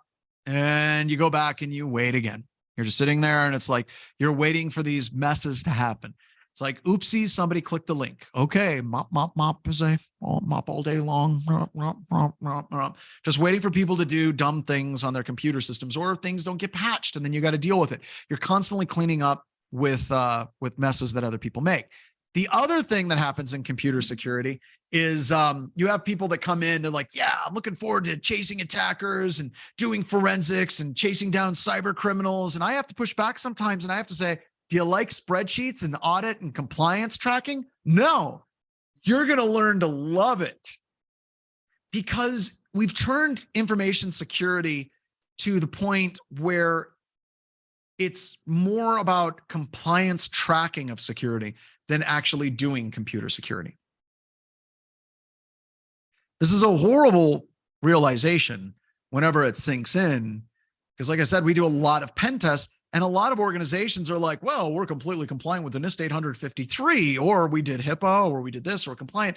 And at no time in my entire career has compliance equaled security. Now, there are companies that are compliant and there are companies that are secure, but I feel like that correlation between the two is more spurious than it is anything else. I truly do. That's my son. Can't talk right now. There we go.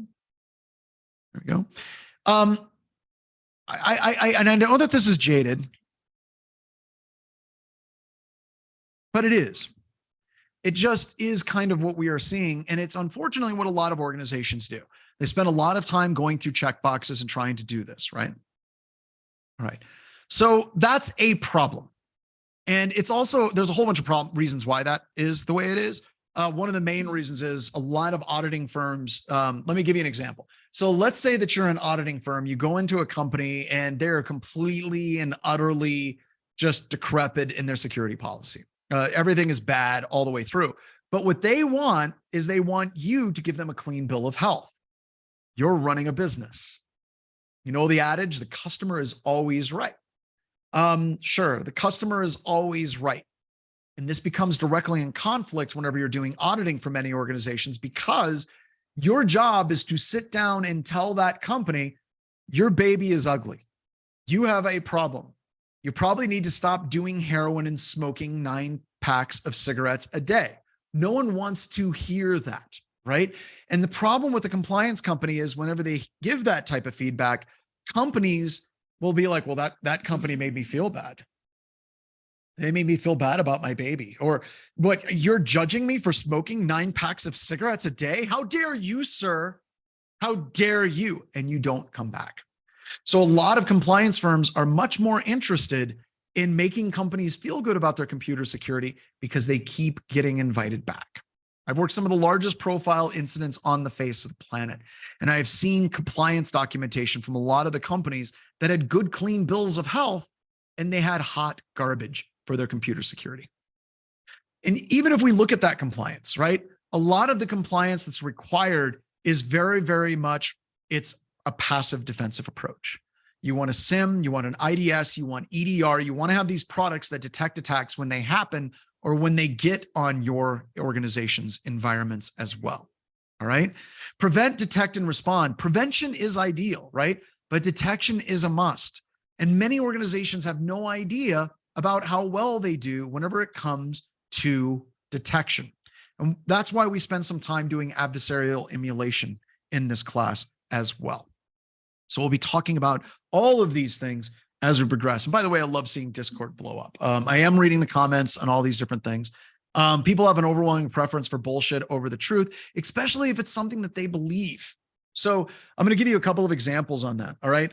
So first and foremost, like I'd say I spent a lot of time on Discord. For whatever reason, I am drawn to like videos of police being a-holes.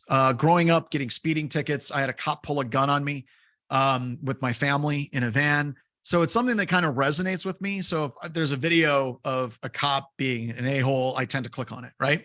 After a while, the algorithms know that that's just something John clicks on. So they feed that crap to me, right? Just constantly. They just feed it to me. So then I start to believe that all cops are a-holes. And that's not true, right? But that's just what the echo chamber feeds me because it keeps me engaged. And I think being aware of that is really, really important. And you see that same type of thing that happens in computer security, where people have certain beliefs and then it gets reinforced and they tend to get into their exact same echo chambers again and again and again. And that movie, The Social Dilemma, is really good. Brendan said, question, there might be jumping the gun here, but what is your recommendation to people new to security to develop good habits around learning and interacting with compliance?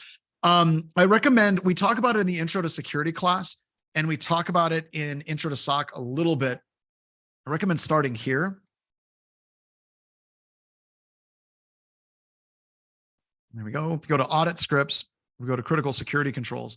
There are some amazing resources here. I'm not going to spend a lot of time going through them, but if you go down to the bottom, you want to look at the assessment tool and the master mapping. So start there. That'll help you get compliance to the point where it doesn't suck.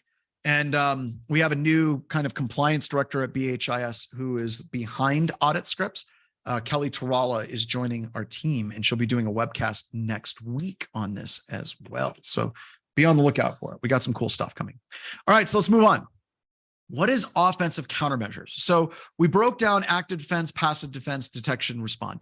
And active defense is being engaged, right? You're interacting somehow. Right now, you don't know what that is, okay? I'm going to talk about different tools. We're going to talk about network threat hunting. We're going to talk about doing adversarial emulation. That is an active and an engaged defense doing the things that a defender should do. That is different than offensive countermeasures, all right? So once again, active defense is an engaged action where we're working with doing stuff. Offensive countermeasures are we're going to apply offensive techniques as an aggressor attacks, but with a defensive posture. Many people don't learn real well with just me reading like off the slides. You know, Aikido provides an excellent analogy. Aikido uses someone's own inertia against them, somebody to respond to an attack rather than actively attacking them. And then I'll talk more about poison and venom. But what really, really, really works, right, is narratives and stories, right? So kind of give you an idea of offensive countermeasure whenever we started working through this as well is a number of years ago, I got called into a law enforcement situation where there was I can't remember, I want to say she was like between 7 and 9 years old, and she was kidnapped. So there's this girl that is kidnapped, right? And she was taken by somebody that was known to the family, which is very, very, very common in abductions and things of that nature. And we knew who had her because the individual who had her changed his Skype icon to be a picture of the little girl crying. So we knew he had her, right? And people saw him take her. So he did this, and we were able to work and coordinate with a friend of the suspect that was in communication with this suspect over Skype, okay? Now, this is a long time ago before Microsoft owned Skype. And if you remember back in the day, Skype, no matter what, you could say a kidnapped child, they wouldn't honor warrants. They weren't going to give any information anywhere of any user ID, where that user ID was logged in. They were unwilling to help in any and all situations. Now that's since changed with Microsoft purchasing them, but that's the way it was. So we were able to work with somebody. We were able to work with somebody who was in communication with the suspect. And we were able to create a Word document with a tracking element inside of that Word document that when that document was opened, it would beacon back to us. And if you have a source IP address, date and timestamp and source port, you can go to internet service providers with those things, and they can tell you exactly where that IP address was. So we were able to use that document. We were able to send in a document to that person. And it basically was like, dude, there's a whole bunch of people that are after you. There's a whole bunch of news articles. Here's a Word document with these news stories. The individual opened up that Word document, beaconed back, and we were able to get the little girl back, I think in just under a couple of hours. It turns out he was in Kansas City at a hotel or a motel. Now, if we dissect that from an offensive countermeasures perspective, all right, why does the ISP need the source port? Excellent question, Abdullah. Network address translation, specifically port address translation. So if you have an IP address, it may just be a pop of where it's coming out. There may be a number of IPv6 addresses behind that. So you do need that port as well. Woo, ta-da. All right. So notice that we're using an offensive technique, a word web bug. A lot of pen testing firms utilize word web bugs to see who opens up on spear phishing emails and spear phishing links. That's what we do in offense, but we're using it now in a defensive approach. So if I was going to use that word web bug technique, what are some ways that you could use that inside of your environment, right? So go ahead and type in your answers. If I ask a question, just go ahead and type. I don't expect you to, go through it. Do it as a honeypot or a honey doc, right? We can create honey documents in an environment where if somebody's on the inside of the environment, like a honey threat, they download the documents, they open those documents, bam, we now have them spread throughout our entire environment. And that canary token is exactly what we are talking about. So fantastic. So once again, we're not dealing with poison and venom. I said I was going to spend some time talking about that. And we're going to revisit this as a theme throughout this entire course. All right. We're going to keep coming back to this theme of poison and not venom. So the idea of poison, think of poisonous things. So can you type in some poisonous things out there? So like a poisonous mushroom, right? You got poisonous mushroom, poisonous frogs, hemlock, my ex. I can't help you there. Bacardi 151, fungus, nightshade. Notice that every single one of these different things, platypus is venomous. All of these different things are things that have to be engaged with. By the way, and E. Not Shola, that girl, that is, I'm going to give that a plus up. That is awesome. And we have people in Shola that are probably like, what the hell is he talking about? It's Belle Biv DeVoe. It's a Belle Biv DeVoe reference from the early 90s. Because that girl is poison. Yes. We're dating ourselves here. Yeah, that's awesome. All right. I really, really like it when people pull up deep cultural references. So, all right. So we got poison, something that the attacker has to interact with. Venom is something that's struck out. Think of venomous things. Like, what do you think if you say it's venomous? Does anybody be like, that mushroom is venomous? That's a venomous mushroom. No, it's not. Scorpions, snakes, cobras, platypus. Yeah. These are things that you strike out. In this class, we do not teach strike back. All right. We aren't teaching how to attack an attacker. What we're doing in this class is we're creating poison that we put around the environment. And then the attacker interacts with that poison, pulls down the mushroom, pulls down the frog, and like eats the frog, eats the mushroom, does something, and then something happens. So basically, the attacker has to break the law in some fashion or another.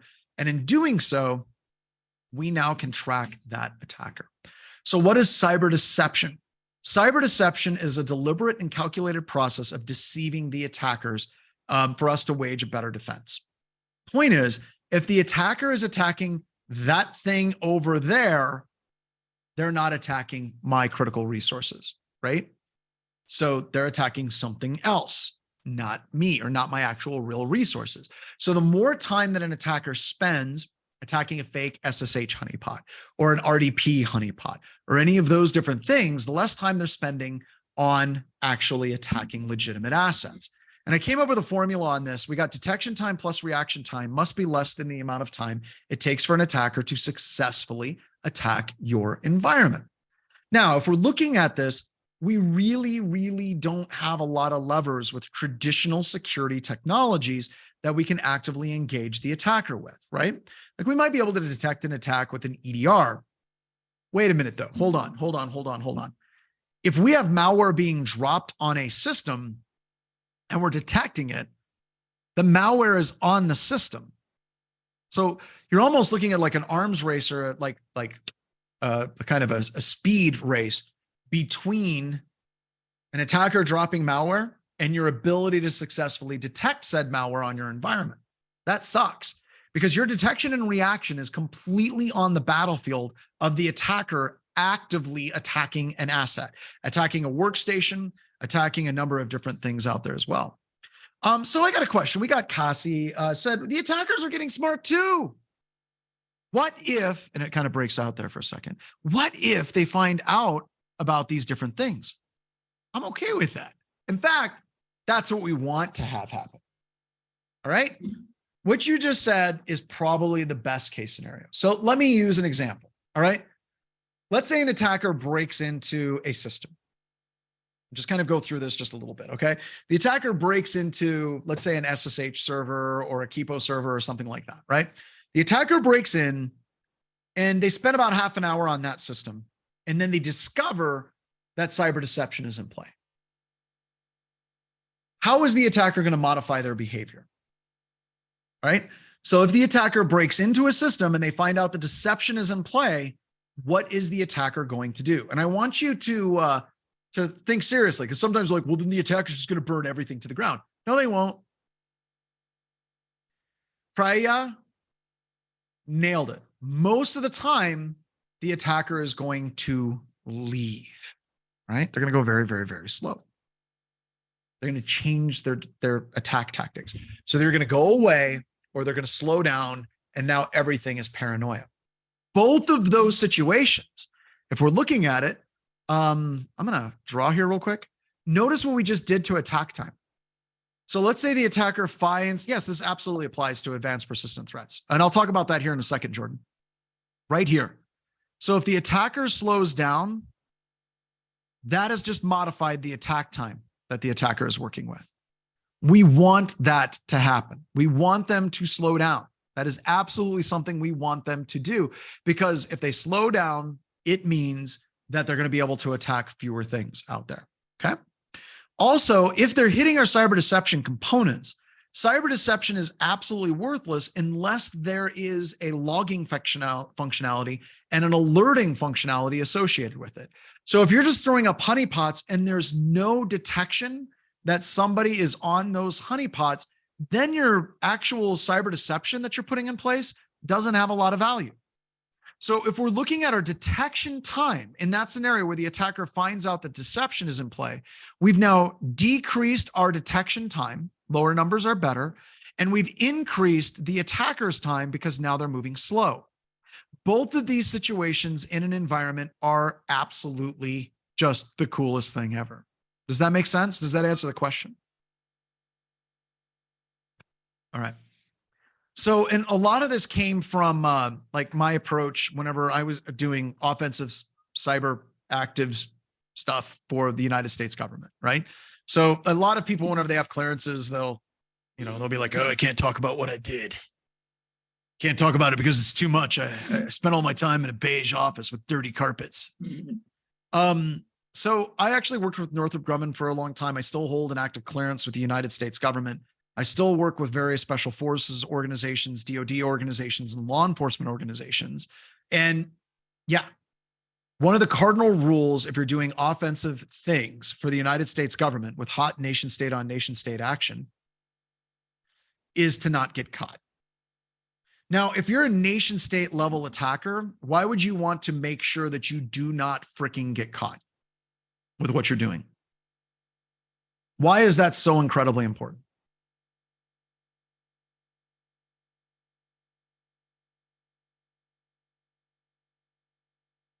Why is that so important? Right. Got this.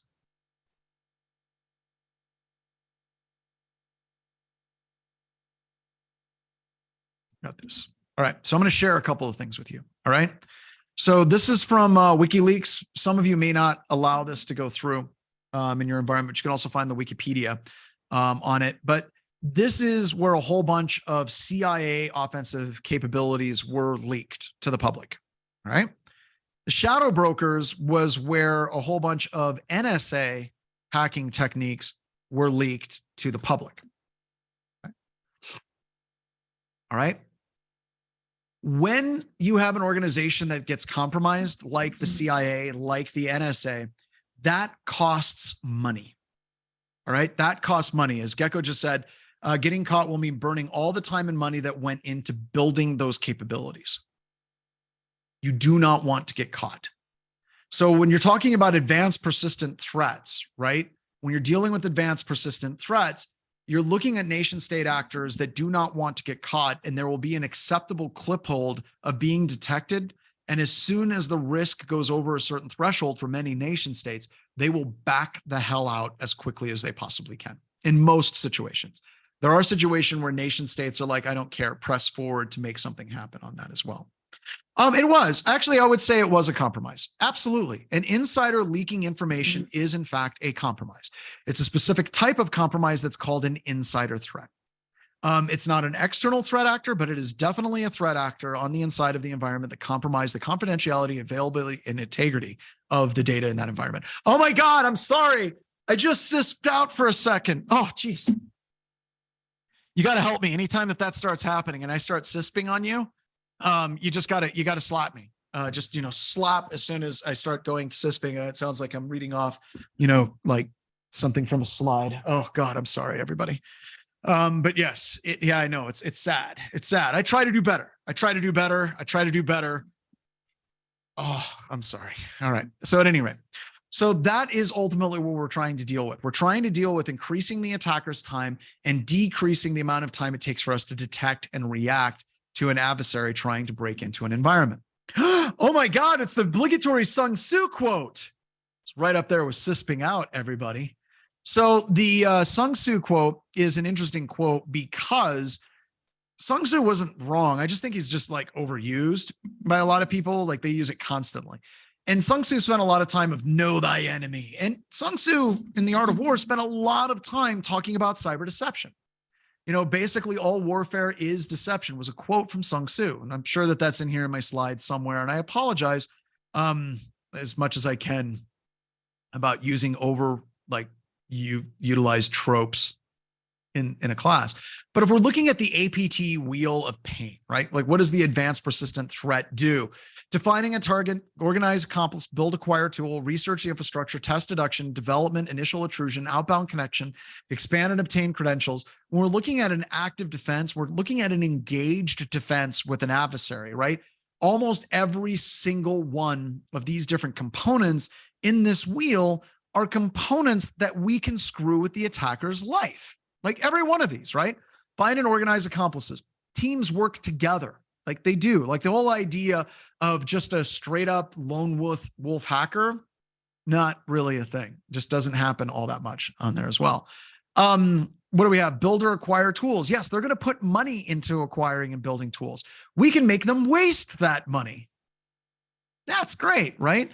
Research infrastructure and employees. How can we get around that? Let's say an attacker is trying to research administrators in an environment. How can we screw with an attacker who's trying to research and find IP addresses in those situations? Yeah, fake LinkedIn accounts.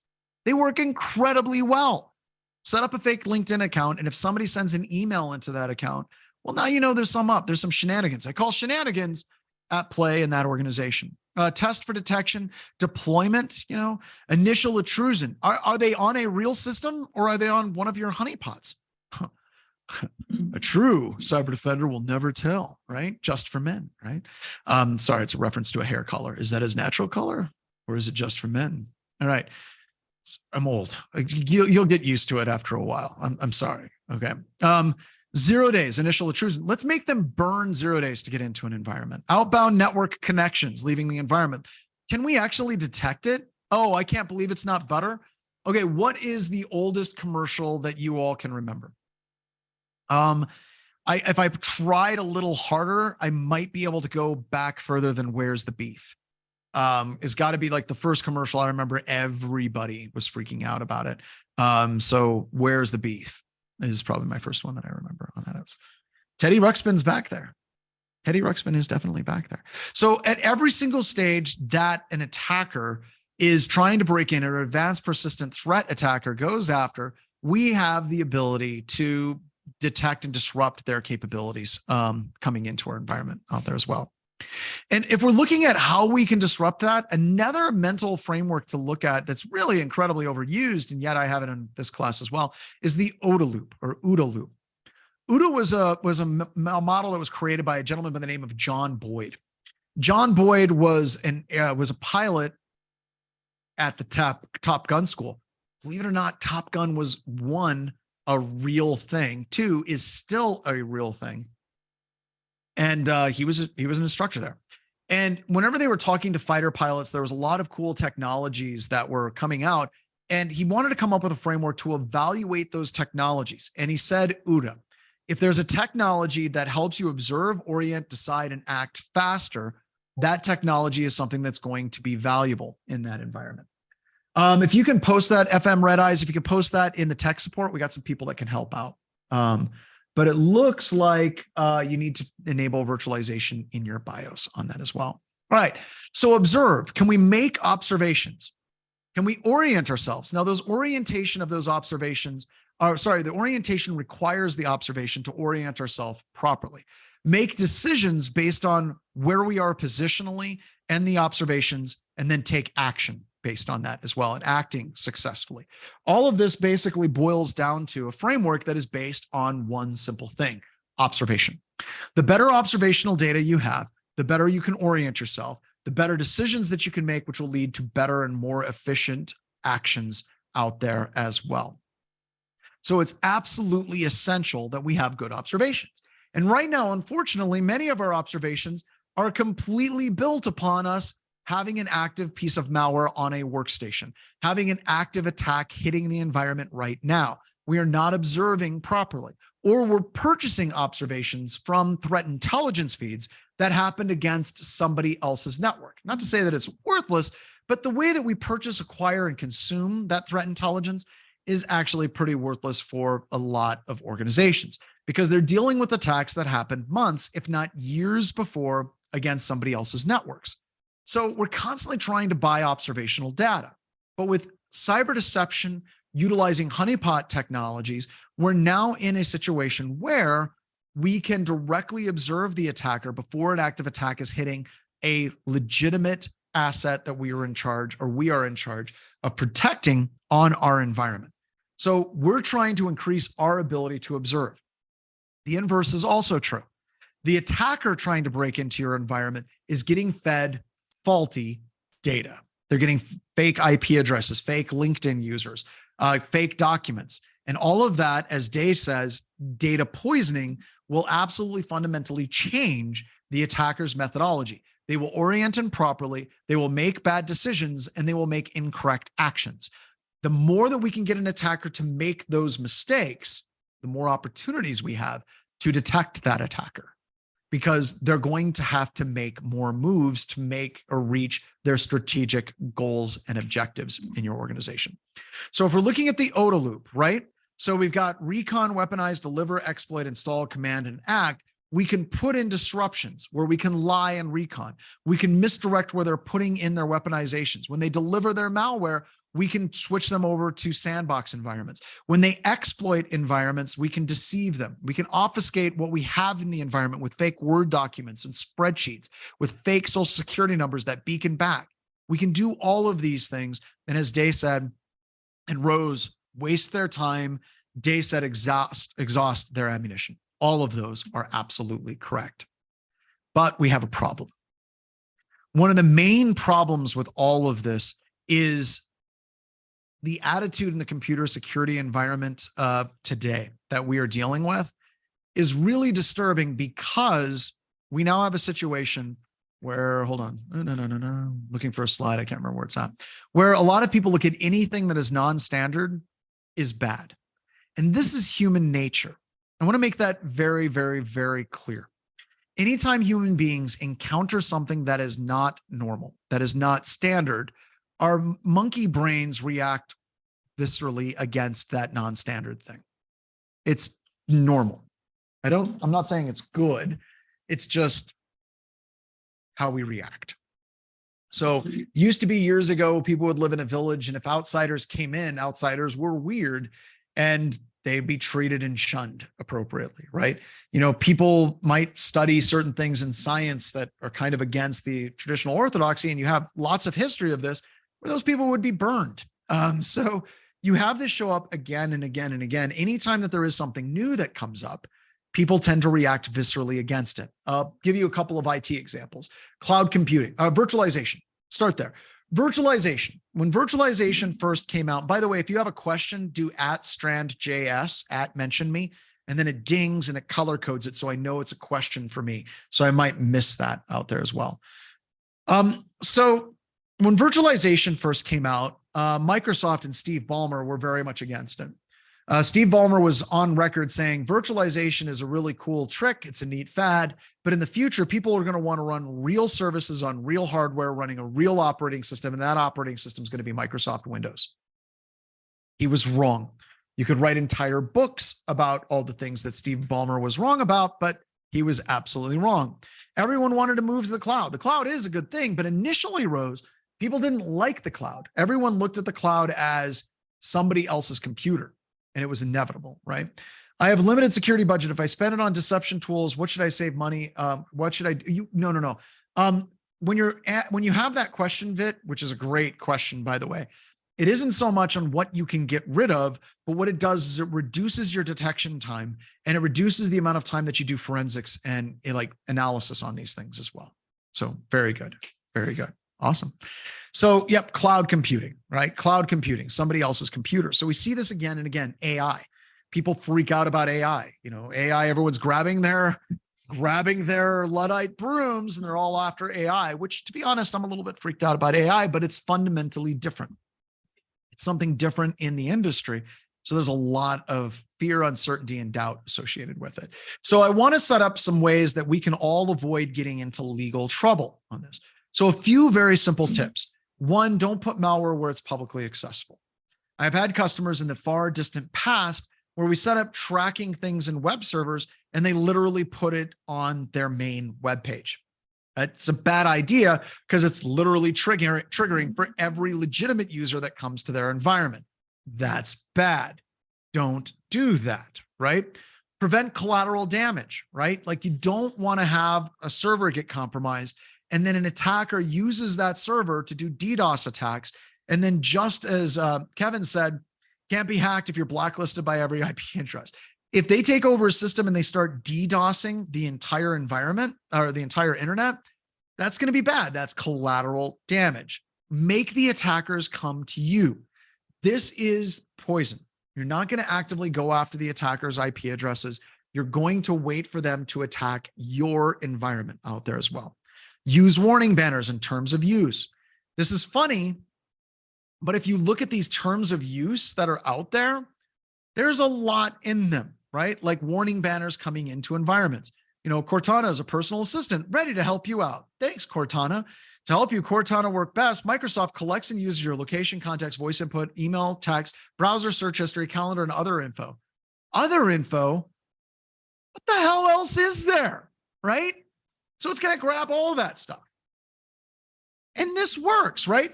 You have Siri, you have Google, who's listening to everything that you're doing all the time, and you all agreed to that. And it's freaking legal. Why can't we do the same thing? Attacker comes to a website, it pops up a warning banner, and it says, hey, just so you know, if you're coming to this web server, I'm going to track your location. I'm going to maybe put a tracking app on something. We're going to collect your user IDs and the passwords and all these different things.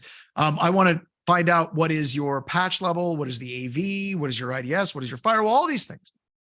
That's legit. You do that for your legitimate users all the time.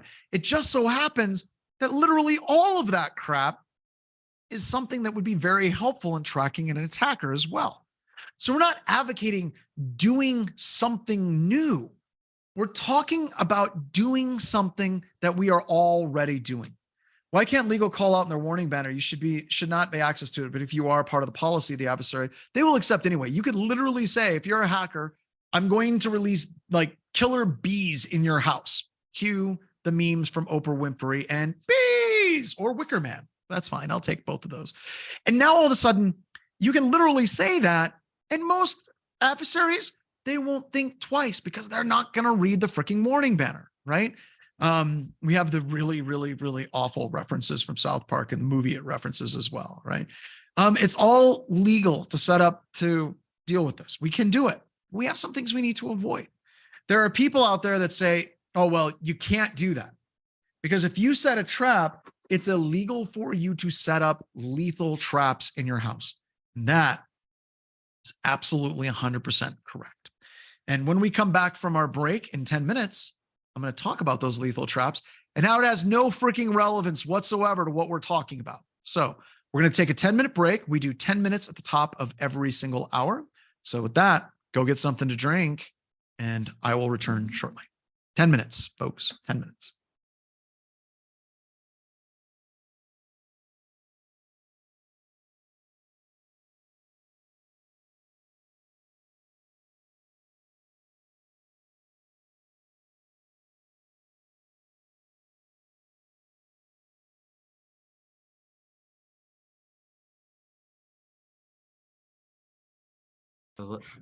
Hello.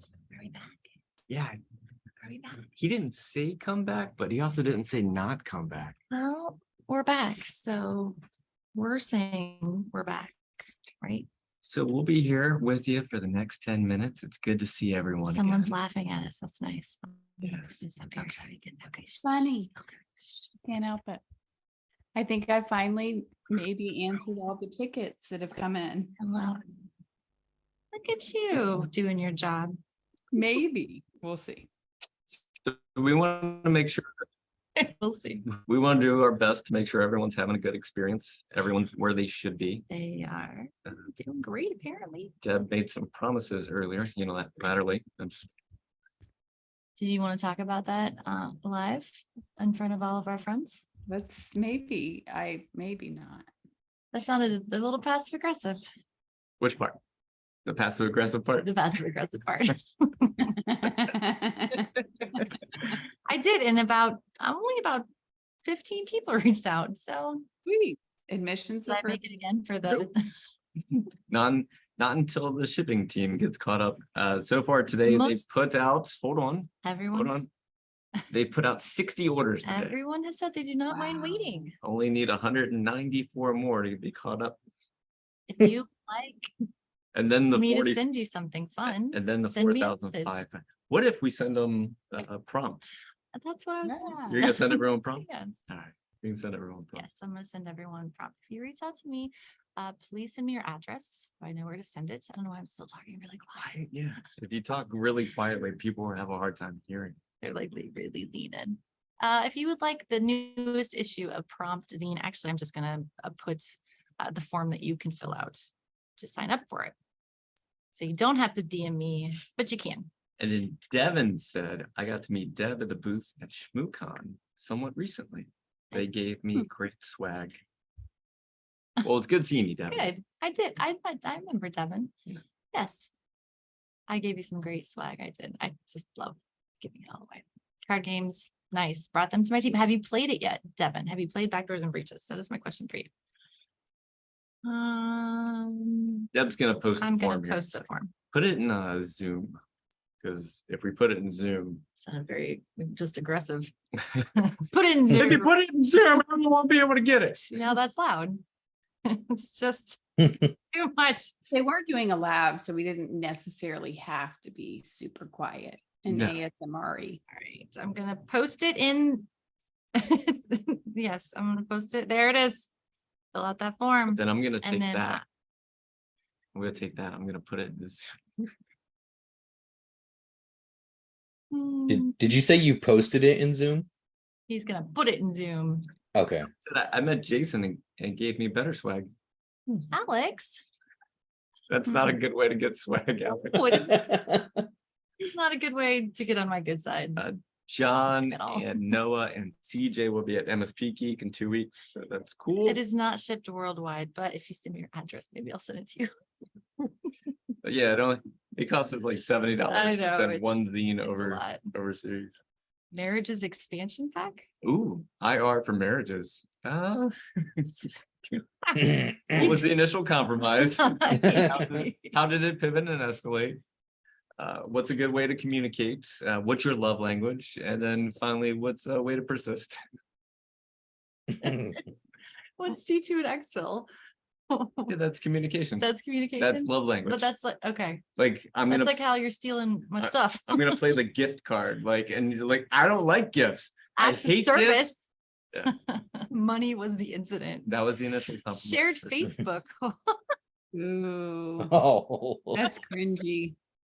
was re-downloading Tinder. Yeah, that's the initial compromise for wow. sure. Car broke down. Carl broke down. We could just fill up the chat with all sorts of different initial compromises. We have looked into doing some kind of garbage pail kid update where it's all like bad security practices. Yeah, I don't know about the marriage thing.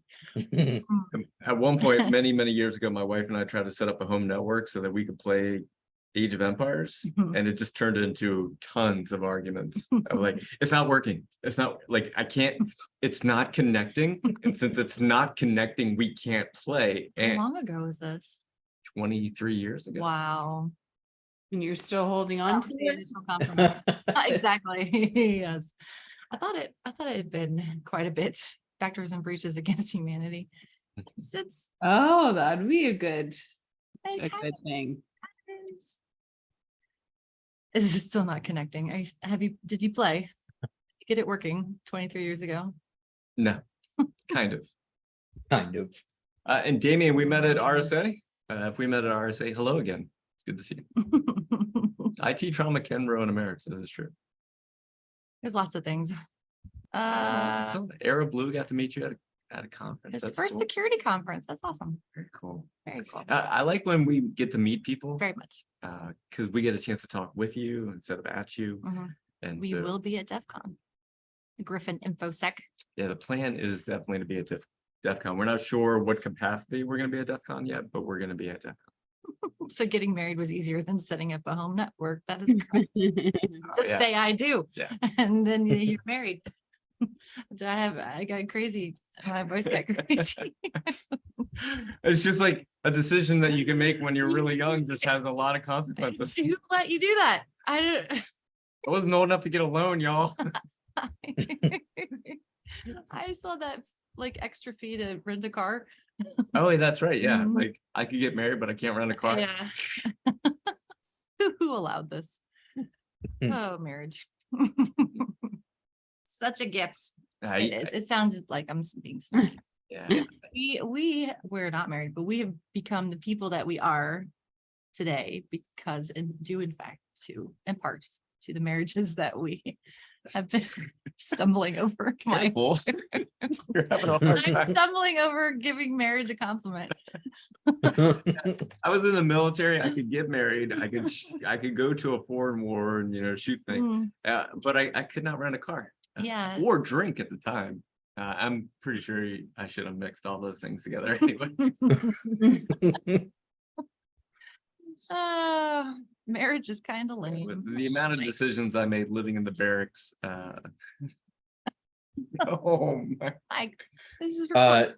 Yeah, this is break time. That's where John went. John Yes. went on break. Yeah, Oh, and yeah. you get us 4 minutes. We got 4 minutes left, and then it goes 4 back to you. minutes. How's everyone doing? How are we enjoying active defense and cyber deception? That's not for. What's not to enjoy? Looking at and The number of asking them. students just keeps going down the more I talk. So far, so good, fantastic, very cool so far, engaging, great so far. It's great, love it, fun. Whoa, speed reader over here. It was going very fast.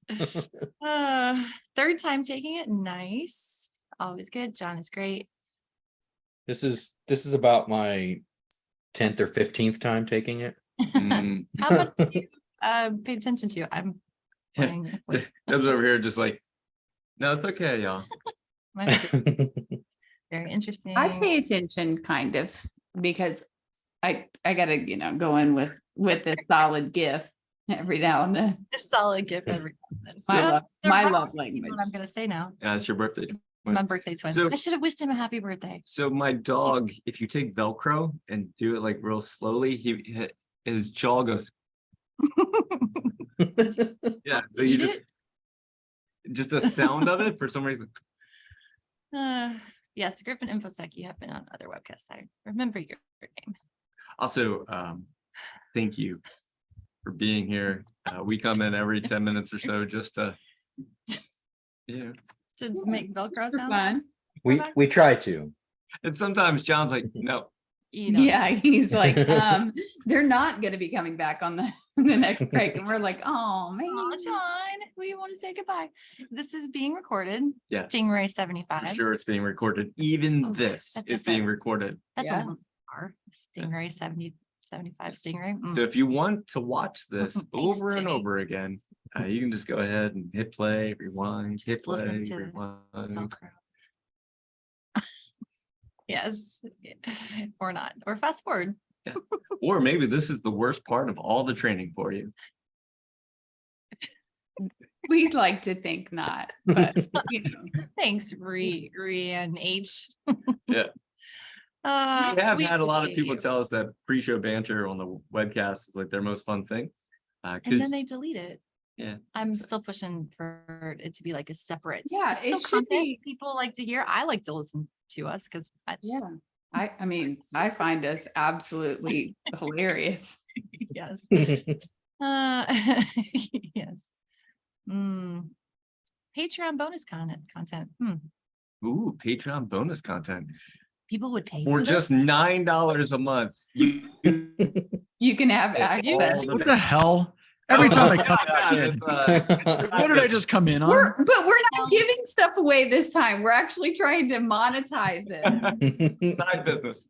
You do Side a lot of hustle. extreme sports you do, right? So, What extreme sports? mountain biking, I don't know. I don't know. Surfing. Your husband might have words. I don't think it's extreme. He doesn't think it's extreme, does he? He's good at it, so he would say no. Well, he's less extreme than he was. I had a conversation with him about it, and he's like, I used to do crazy, crazy things. And then I had this realization that I have a wife and children that I care for. Yeah, but that wasn't Nice. until recently. He's had those wives for many years. And he still was very reckless. It's like So- 20 years in. Yeah. You know I what? guess I should probably calm down a little. bit. No, you don't want to call him slow, but Yeah, I did not say that, Nate, if you're listening. Deb, I'm gonna have to take away your Velcro. Well, All right. we're Okay. getting All right, it's off. all yours, John. Bye. all right, so let's talk about lethal traps for a moment. So a lot of people, whenever I get into conversations with them about, active defense, cyber deception, they're like, well, if you set up a lethal trap in an environment, okay, so hold on, I got to talk that awesome cyber deception toolkit resources, like a whole bunch of those tools. This is a number of really cool. Oh, he's updated it. Very, very, very cool. That's neat. But a lot of the tools that you see out there are just absolutely like they haven't been updated in a long time. And I'm looking for people that code in Python. If you do code in Python or know someone who does, I'd be very interested in doing a quote unquote internship where I basically sponsor some of these tools that are awesome to get updated to like Python 3 and just kind of get rolling and moving those things so they work better on that as well. Yeah. Hit me up, John at blackhillsinfosec.com. I'd be willing to pay for that just because these tools are so awesome. Like one of them that we use, Portspoof, is one of my favorites It hasn't been updated in years. And it still works because it was written in C, because C. And it's just, we need to set it up that way as well. Yeah, you could put in a pull request on it as well, but I'd be willing to set up bounties. Rusted up. Oh my God. Are we going to switch all of these tools over to the hipster language du jour? Sorry, I don't have cool enough facial hair, cool enough like stocking caps for that, and that as well. Golang. I don't need, is Go even cool anymore, or did Rust win? I'm not sure. All right. Yeah, because they need to run faster. Deception honeypot, gotta make it work better on that as well. $100 for every recoded Fortran. Yeah, that would be good too. All right, so back to the illegal traps.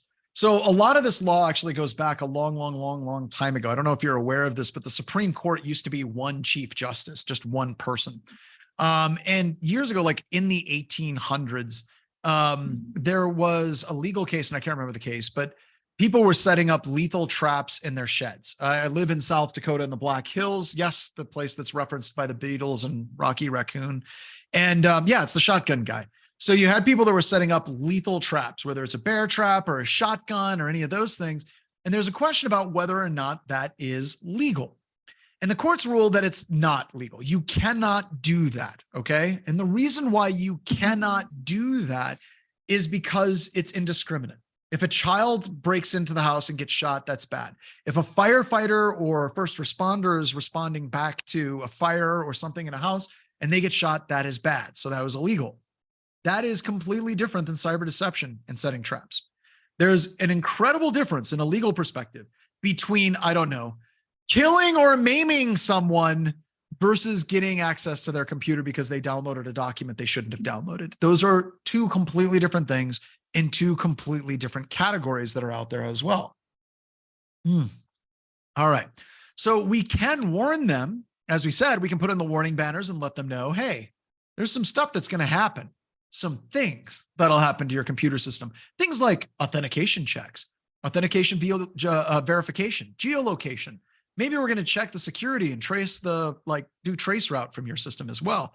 All of these things could be used on a normal user and on an attacker. So we don't have to really talk that much with a lawyer. We're literally just implementing the same crap that we do for every single user on our system that's out there. So I fundamentally believe that these tools are like incredibly important because of the nature of the way attacks and attackers are going, right? The attackers are getting more and more brazen. There's very little perceived risk on this part. So I've taught for now, I think 18 years, 17, 18 years, I've taught computer security. And I've had the bullet point, the attackers are getting more and more brazen for 18 years.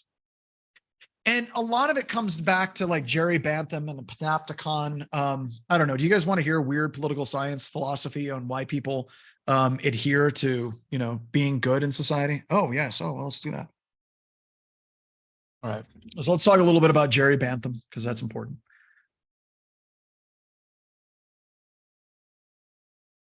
Right. Jerry Bantham. Okay, we're going to do this.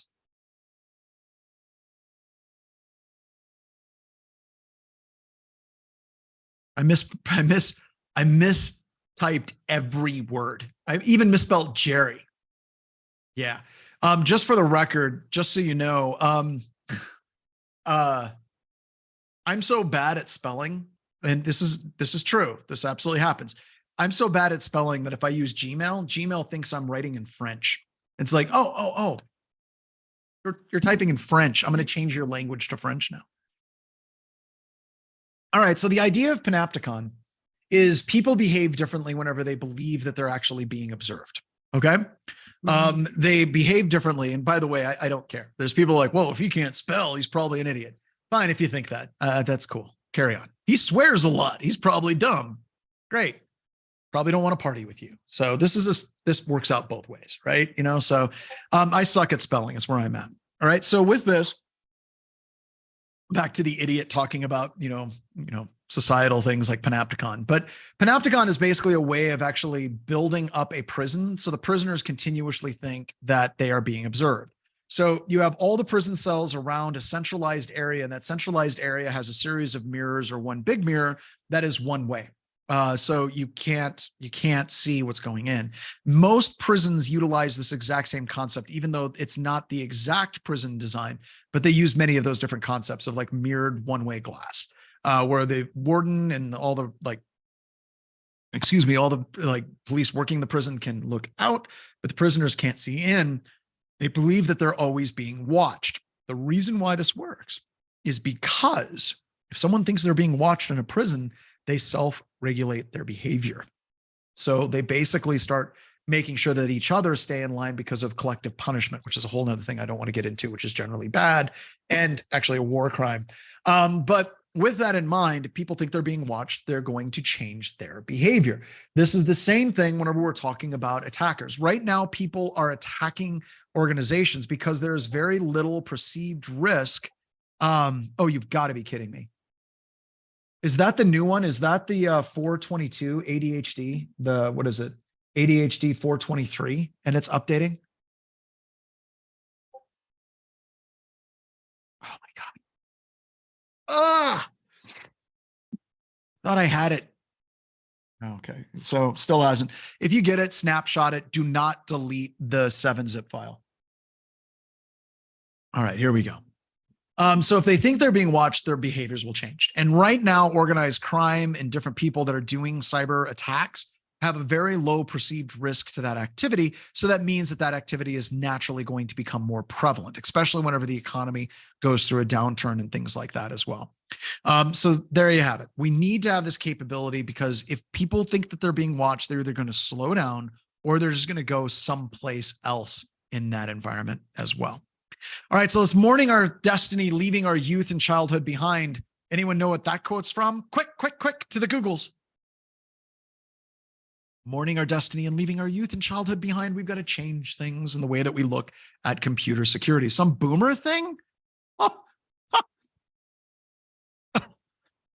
my God, that's kind of crazy. Oh, that hurt. That hurt a lot. All right. So whenever we're looking at how organizations detect that they've been compromised, okay, there are a number of different ways that organizations detect that they've been compromised. This particular one comes from a long time ago, but a lot of the detects are about the same.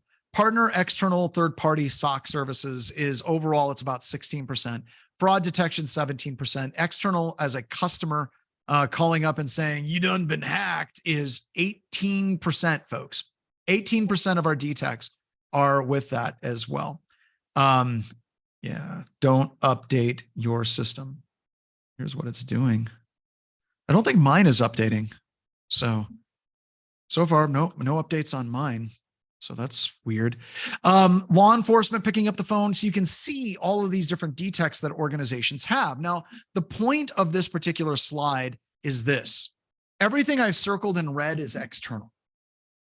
That accounts for roughly 67% of all the detects for organizations is someone outside of that organization saying, hey, I just want to pick up the phone and call you and say that you've been compromised.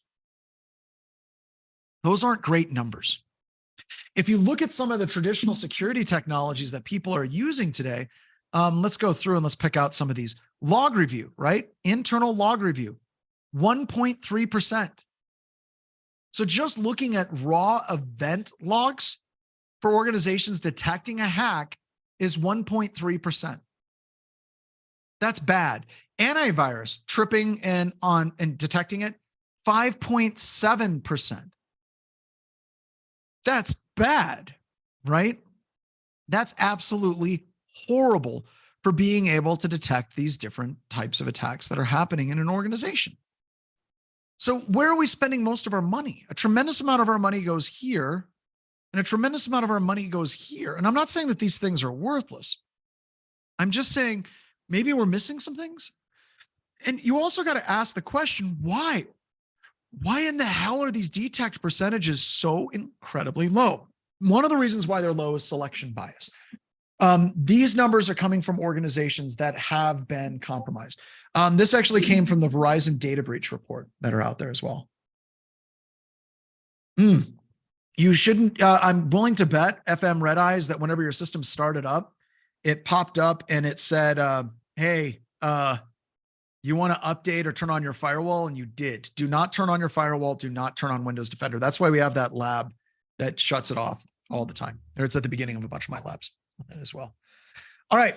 So honestly, we've got to ask some serious questions here. Like, why are these numbers so bad? Why are we dealing with these problems? Why are we spending all of this money in the environment and it's not going correctly on that as well? What the? I wonder if they have that hard-coded DNS resolution somewhere that I can't block those out. I think it slows it down. I actually let it run for 2 days and it didn't update. Yeah. All right. We'll have to keep fighting for it. But at least it has all the other updates that are there. So what we're dealing with is we're doing the same thing again and again and again, and we are expecting different results. Okay. That is literally what is happening with all of this, where like it's a quote that's generally attributed to Albert Einstein. There's some debate as to whether or not he actually said that, but yeah, it's just basically a quote that he kicked out quite often. So if you go back a few years and you say, hey, what are the technologies and things that we should be doing? It would be patch, strong passwords, anti-malware, firewalls, proxies. If you say that again today, well, we're going to say the same thing, but with next generation in front of it, or AI, like AI firewalls, AI anti-malware, AI passwords. I don't know, but they would put AI in front of it. I'm sure that there's a company out there that has AI passwords. Like if you do AI password, actually, I'm going to look that up right now. Somebody's got to have AI and passwords in their marketing propaganda. AI passwords. AI can crack most passwords faster than you can read this. Okay, so apparently we have AI that's being used for cracking passwords. Let's try AI password security. See if there's any companies out there that are selling AI password stuff. Doesn't look like it. Not yet. So there you go. We have one place that AI isn't in play, but there's AI firewalls, there's AI IDS, there's all these different things that are out there, which is just absolutely crazy cool. But whether or not it's applicable or not is really an open question. So we're doing the same thing, right? Over and over and over and over again. And we somehow seem to think, oh, there we go, AI password generator. I knew someone would find it. Thank you, Howard. But we see these people doing the same technologies again and again and again. And then we're basically like, why is it we're still getting hacked?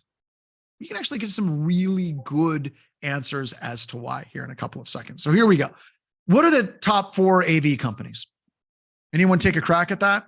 What are the top main AV companies that you see everywhere? Anti-malware companies. McAfee, CrowdStrike for sure, right? We see CrowdStrike everywhere. Microsoft is a huge one. Kaspersky, SentinelOne. Yeah, there's a lot of different companies, but notice we're sending about 10 companies that are repeating again and again and again and again and again and again. Interesting. What are the top 4 IDS firewall companies? Because since they're predominantly merged today, we don't see them as separate individual products out there. Palo Alto, Palo Alto, Palo Alto, Palo Alto, Snort, Fortinet, Cisco. All right. When you're looking at a lot of these vendors that we've listed, let's say I think we have like 10 vendors, you're looking at like 95% of the total market share with these vendors, with just the vendors that we threw out there very, very, very quickly. Okay, another question for you. And I love saying this. Once again, I absolutely love this class. I don't know if anybody's gotten Darktrace to run properly. Has anyone gotten like full Darktrace installed? Darktrace is cool, by the way, from a data scientist perspective. Really, really, really, really super cool. I don't know. I see a lot of companies have trouble getting Darktrace up and running in a lot of places. Look, it's our greatest ally.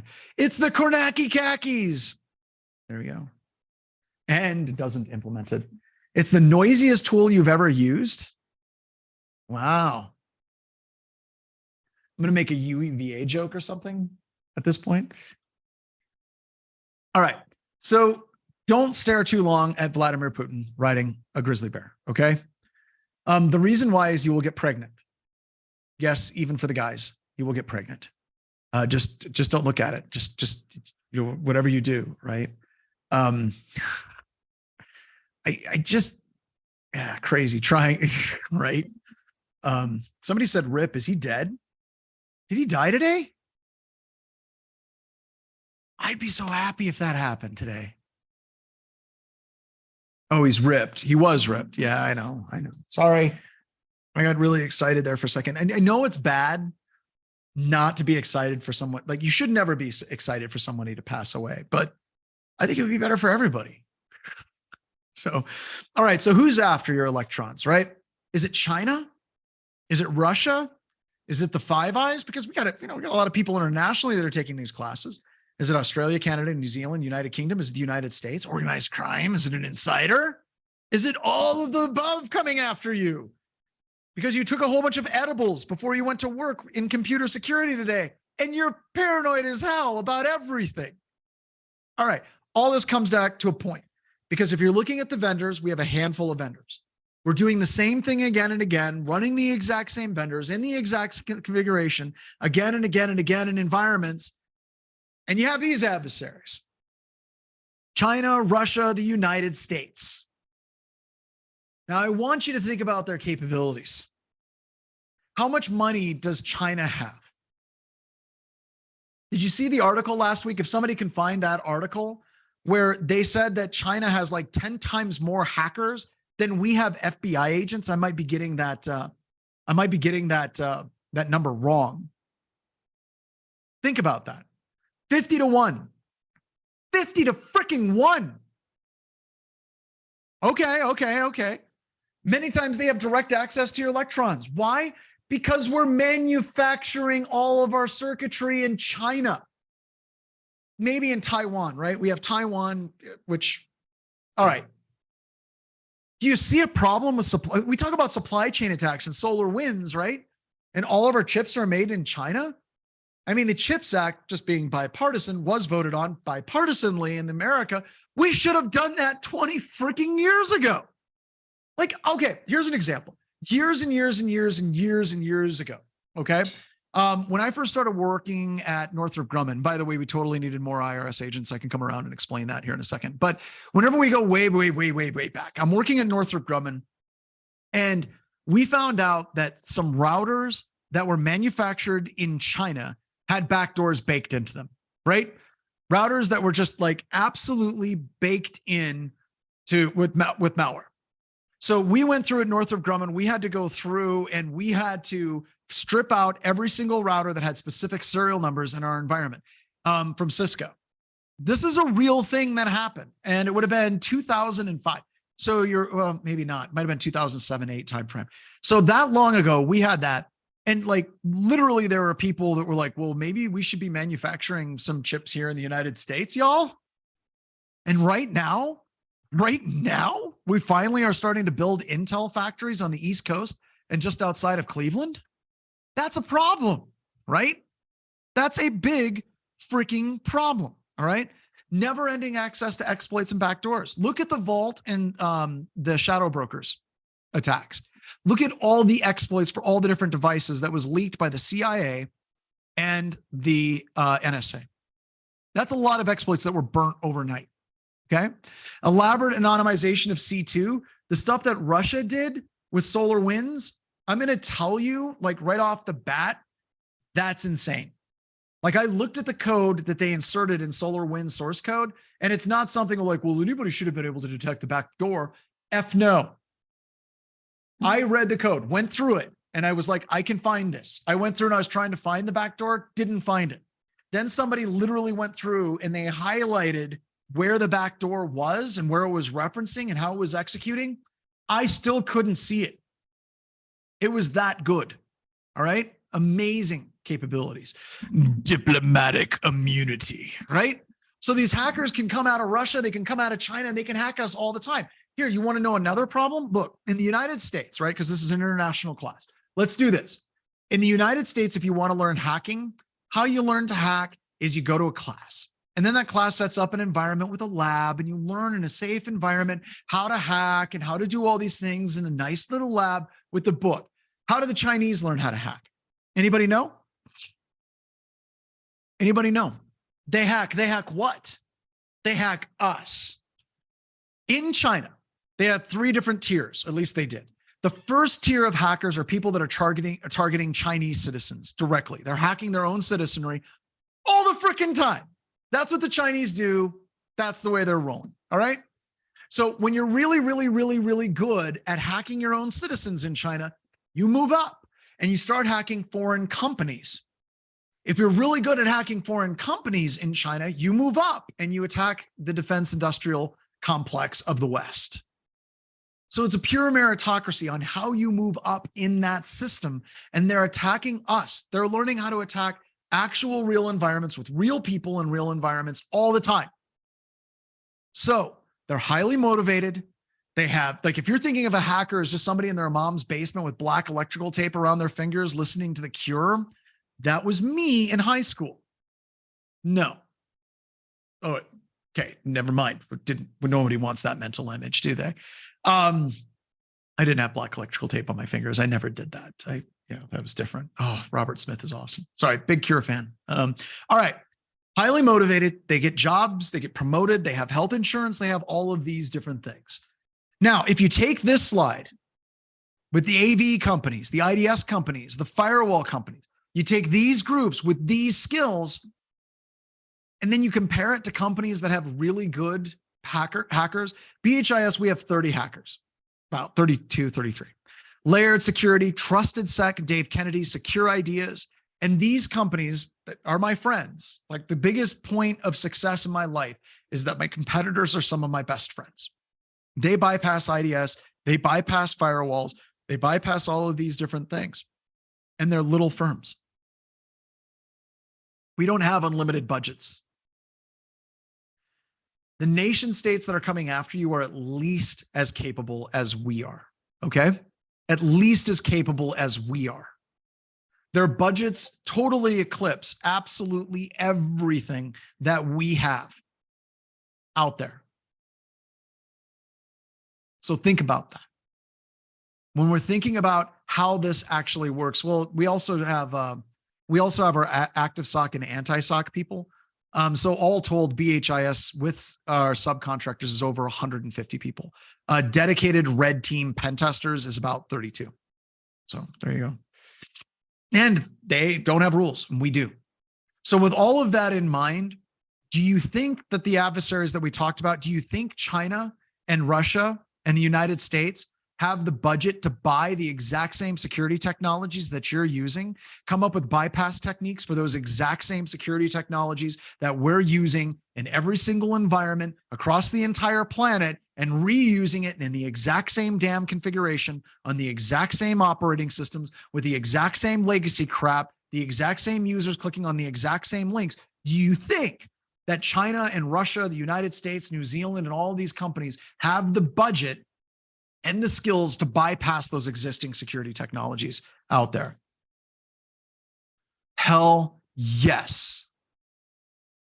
So with this, are you surprised that we're seeing breaches at a large scale? Because like I said, this problem is a real problem. So I want you now to think about, let's type in some things right now about what we're seeing adversaries use.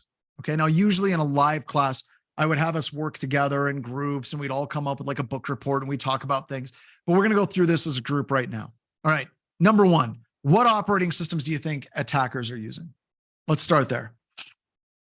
Linux, Kali Linux, Parrot maybe, oh, there's Parrot. Somebody said all of them. Gecko was probably more correct than anybody. Whenever you're looking at an adversary, okay, I want you to think of it like we have this idea that they're going to use Arch. I love Arch. Way to go. They're going to work with their custom Linux system.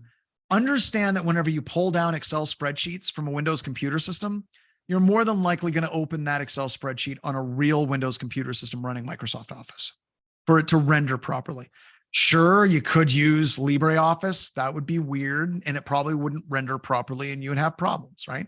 So they're going to use, if they're attacking a Windows system, they're probably going to use a Linux system, but then they're also going to be using Windows computer systems as well. Why do I care? I care because if we're going to be talking about how to gain access to an attacker's computer system to get a beacon, right? Not persistent access, but just to get a beacon. We need to come up with ways that we can generate beacons on Windows computer systems, on Macs, and on Linux computer systems. Does that make sense to everybody? Yeah, cross compatibility. Excellent, excellent. What types of obfuscation techniques do you see attackers use? Well, you say all of them: polymorphic encoding, base64 encoding, mangling, using VPNs. Excellent. Hex encoding. We have all these different redirectors. That's huge. Proxies. So once again, if we're going to try to get an attacker to give up their location or give up their real IP address or any of those different things, we're going to have to come up with some techniques and some technologies that'll take that type of proxying into consideration, right? So if I can get the IP address of an attacker, if they're bouncing through a bunch of proxies, am I getting the actual endpoint of that proxy, or am I getting the external face pop of the VPN? All right. So that's important. What about command and control? What do we see attackers using for command and control? For those of you that don't know, command and control would be like the malware, Brute Ratel, excellent, Russian troll farms, Cobalt Strike, botnets, DNS, ICMP, HTTPS, excellent. Once again, all of these, Sliver, no one had mentioned Sliver. Sliver is a good one too. There we go. So we have to keep those in mind as well. And once again, all of this boils down to when we're looking at detecting an attacker through an active and engaged defense, right? When we're talking about it like tricking an attacker into running something deception perspective, like a honeypot, we have to take these components in mind and have a better understanding of what the attacker is doing and the tools that they use as well. Somebody mentioned Velociraptor. Rose did. Excellent. So with Velociraptor is one of those things that my IR team, we do a lot of, our teams will do offense and they'll switch over and do forensics. And one of my teams realized that, hey, we just deployed Velociraptor on this environment that's running Cobalt Strike, and it ran on every single system with no problems from Cobalt Strike at all. So all of a sudden, all of my red teamers are like, excuse me, what?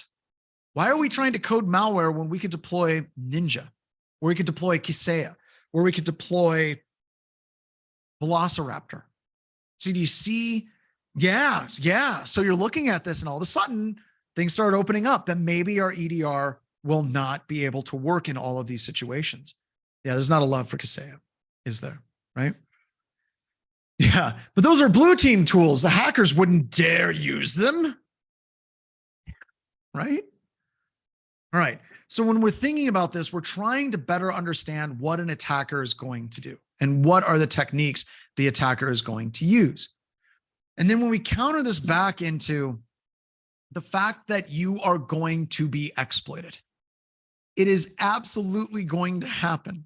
We were talking about IRS agents and death and taxes. I talked about the IRS. So fun fact, back in the 80s, we had a number of IRS agents that were specifically tasked all the way through the 60s, 70s, and 80s. That were specifically tasked with looking at high earning income people. In the 80s, it was millionaires, but it would apply to billionaires and millionaires. And by the way, I like to say conspiracy theories are real, ladies and gentlemen. We call them laws, which makes me sound all kinds of crazy. I'm a sovereign citizen. My car is not for hire. Sorry, I'm not one of those guys. But every single president after the 80s, Reagan reduced the number of IRS agents going after super wealthy people. And then, George H.W. Bush did, then Clinton did, and then George W. Bush did, and then Obama did. Every single president up until very recently was reduced the total number of IRS agents going after. Oh, we got Alex Jones memes out there as well. So yeah, that's what they're doing. A lot of those agents are going after the higher income earners out there. Processing taxes for 300 million people takes a lot of people to do, which is kind of crazy. With guns, jackbooted thugs coming to your house to take your money. So yeah, by the way, you want to know how to get out of paying taxes? So I sat down with my do you die? No, or you're just wealthy. So my tax agent, my tax accountant, he's like, so how much do you want to pay? I say, I want to pay exactly what I owe and not a dime more. And he's like, well, here's what you do. And this is, I'm really, really, really kind of taking this down a number of notches. Okay. On that. So just give me a second on this. Okay. So what you do is you have a company in the United States, you have another company that is in a country that has no income tax for companies. That's why you see a lot of people in Cayman Islands. Let's just use Cayman Islands, right? Then what you have is the Cayman Island company sues the United States company. So the Cayman Island company sues the United States company, and then they settle out of court. The money that is in the American company, that becomes a loss. Okay. That becomes a loss. And then that goes to the Cayman Island company because it is from a lawsuit. If I recover money, like let's say I sue you for $1 million, $1 million, maybe $1 billion, $1 trillion, let's just shoot for the sun, right? If I sue you, if I win, that's not counted as income because when you're looking at a lawsuit, it's called restitution, restorative. So you're restoring the money that was lost. Everyone with me so far? All right. So the Cayman Island company basically gets that money and then you send it through a number of shell companies of services that Cayman Island company then does for other countries. The Panama Papers actually covered a lot of this. So a lot of the money actually ends up in banks in Canada and in Panama. And then what happens if you're the owner of said company, you get debit cards that have cash on it, and then you can use it tax-free. Now I say that once again with all that, and I skipped some steps, said all of that because that's totally legal. Everything I just said is completely legal out there. So the more you know. All right. I don't do that, by the way. Because contrary to many people, I love paying taxes. I love paying taxes. It's one of the happiest checks I write because God damn it, I love my country. And I'm not saying that to be a joke. I think our country is awesome. And every dollar I send goes to awesomes on there. All right. So let's keep going. Oh, by the way, that America flag in the hurricane, perfect meme. I've cut my hair since then. I've gained some weight. No, I'm joking. All right. So you're going to get exploited, ladies and gentlemen. It is absolutely something that's going to happen. We focus far too much on prevention and detection and response. And when you're looking at security technologies, we fail to detect zero-day exploits. We fail many of the different phishing and social engineering attacks, even though phishing is getting a lot more difficult out there as well. Supply chain infiltration. What's the one that just happened? It has a number. I forgot. It's like 3CX. It's telecommunications company that makes 3CX. There we go. They make like Polycom type devices. That's bad, right? Like that's bad if the supply chain gets compromised on that as well. So expect the worst. You're going to totally get compromised. I loved it. No one knew about it until they get owned. Yeah. And I posted on Twitter, which got a little bit confrontational with some people. I said that the most efficient way to increase the security in your organization is to get hacked. And people are like, I don't know. I don't like that. I'm like, it's true. Most organizations will spend more on security this year after a compromise than they did the previous year before. So let's talk a little bit about segmentation, or they go broke, right? Start segmenting your internal network, like right freaking now, right? Always try to take it all the way down to the desktop level if you can, where you can have host-based firewalls enabled and between subnets. And the reason why this is critical and the reason why this is an active defense is we're going back to the MITRE ENGAGE framework where we're establishing isolation, right? So if I go through right here, we have isolation, configure devices, systems, and networks to contain activity and data, thus preventing an expansion of the engagement beyond its desired results. So we have attackers right here, just sharing that with you. Using isolation, a defender can limit the effectiveness of a malicious attacker. The reason why this is an active defense is how the hell do you do this automatically? Right? Like,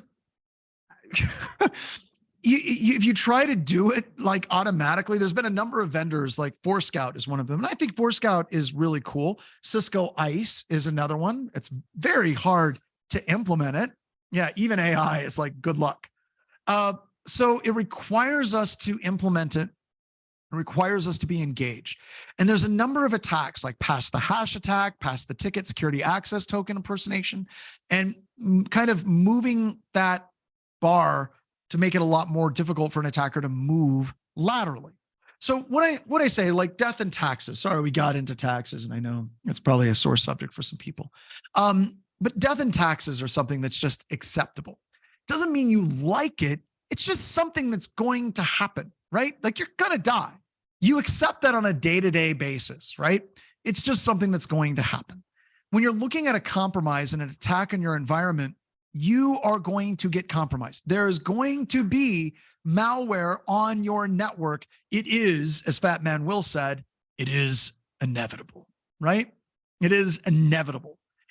And what is not okay, what is not something that's acceptable, or what is unacceptable is the attacker persisting for months, okay? What is unacceptable is the attacker pivoting from one system and moving to every other system in your environment in a matter of minutes, all right? So we need to look at it from that lens. How do we actually limit the damage of what an attacker can do at that point? So an attacker compromises a workstation. We have the little ick symbol there. It's the little sad. I'm not feeling well. I got a tummy ache. I need to stay home and watch Jerry Springer all day, which is something that I literally did. And Jerry Springer just recently passed away. So my reference is definitely not a boomer reference, but definitely a solid Gen X reference on that as well. It's delivered by a client-side exploit to that system. Will these alerts in most environments, or sorry, will these protocols generate alerts when they move laterally? If they move using PS exec, right? If they move being past the token via Kerberos authentication, if they move using our desktop, if they move using pass the hash over SMB, more than likely in most environments, they will not, okay? Excuse me. Yeah, there's a bunch of different ways to bypass 8021X NAC level on authentication on that as well. So if we don't have segmentation, it is really, really, really easy to pivot from one workstation, take over other workstations, and gain access to the overall domain controller. I like that. So, but I have CrowdStrike, so we good, right? Yeah. So what I'm learning with CrowdStrike and all of these different products is they are infinitely better, by the way, than traditional denialist AV. Let's be honest about that. If you're running traditional denialist AV in the form of like traditional McAfee or Symantec, bad things are going to happen to you. It's going to hurt the whole time it's happening to you, and you're probably going to deserve it the whole time.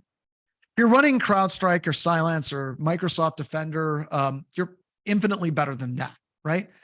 But most of those tools are only as good as the configurations and the exceptions that are created on those products. So a lot of people create exceptions for certain packages and programs to execute, and simply by naming your product that name, it works. Now, engineers from CrowdStrike will be like, no, that's absolute hogwash and poppycock, because they speak like somebody from the 1870s in Britain. At least that's how I think of it. I think it was like a monocle, a top hat, lots of VC funding, right? So there's in the suit and they're burning money, or they have like a big safe that they jump into and they swim like Scrooge McDuck, right? They're saying absolutely not. For their signatures and the things that they work on for application allow listing, they're probably right. But if you look at a standard SOC analyst that's creating an exception in their product, more often than not, they're creating the exception by the processor executable name. So it comes down to the configuration. DuckTales. Woo. Doom, doo, doo, doo, doo. All right. Firewalls. So you can't, trying to establish this, I'm not going to lie, is somewhat difficult, right? What we're trying to do is treating the internal network as hostile in an environment because it is in fact hostile, right? I always think that it's hilarious how people, their computer systems are more secure in a coffee shop at Starbucks than they are at their work network. The reason why is as soon as that system gets on the work network, it's like that uncle that comes to your house and like sits down on the couch and like pops his belt buckle, like, oh yeah, pops off his shoes, takes off his stinky socks, gets those toes out there, pops the belt buckle, grabs a beer, and gets a little too comfortable for everyone's tastes. That's the way your computers are. Whenever Ted Bundy, is that right? No, it's not Ted Bundy. What it was, God, Al Bundy. Ted Bundy killed people. Al Bundy. It's like Al Bundy. When your computers are in the corporate network, they're like Al Bundy. They're clueless and they're shoeless, right? And whenever you're looking at it, if it goes to like Starbucks, it's like one of those like MIL Team 6 guys that has like an AR-15 and a full full metal or like full body vest and everything. A little bit too protected to go out for a cup of coffee.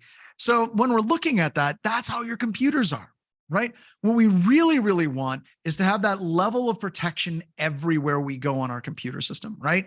We want to have our firewalls enabled, shields up all times, treating every other workstation in that environment as hostile, so they cannot talk to each other. So why would we allow workstations to talk to each other? So here's an example of segmentation. I compromise one of these systems, right? I compromise the system with a little ick sticker. And now it tries to move laterally using PSExec. It tries to move laterally using pass the token. It tries to move laterally using pass the hash. And in doing that, all of those workstations have firewalls enabled that absolutely shut them down. But wait, it gets better. Because now whenever somebody tries to access that system via SMB or pass the token or our desktop, now when they do it, we can incorporate deception in my environment. So now I can trip the attacker up, give them access to a fake system on that environment as well. Cool stuff. Cool stuff. All right.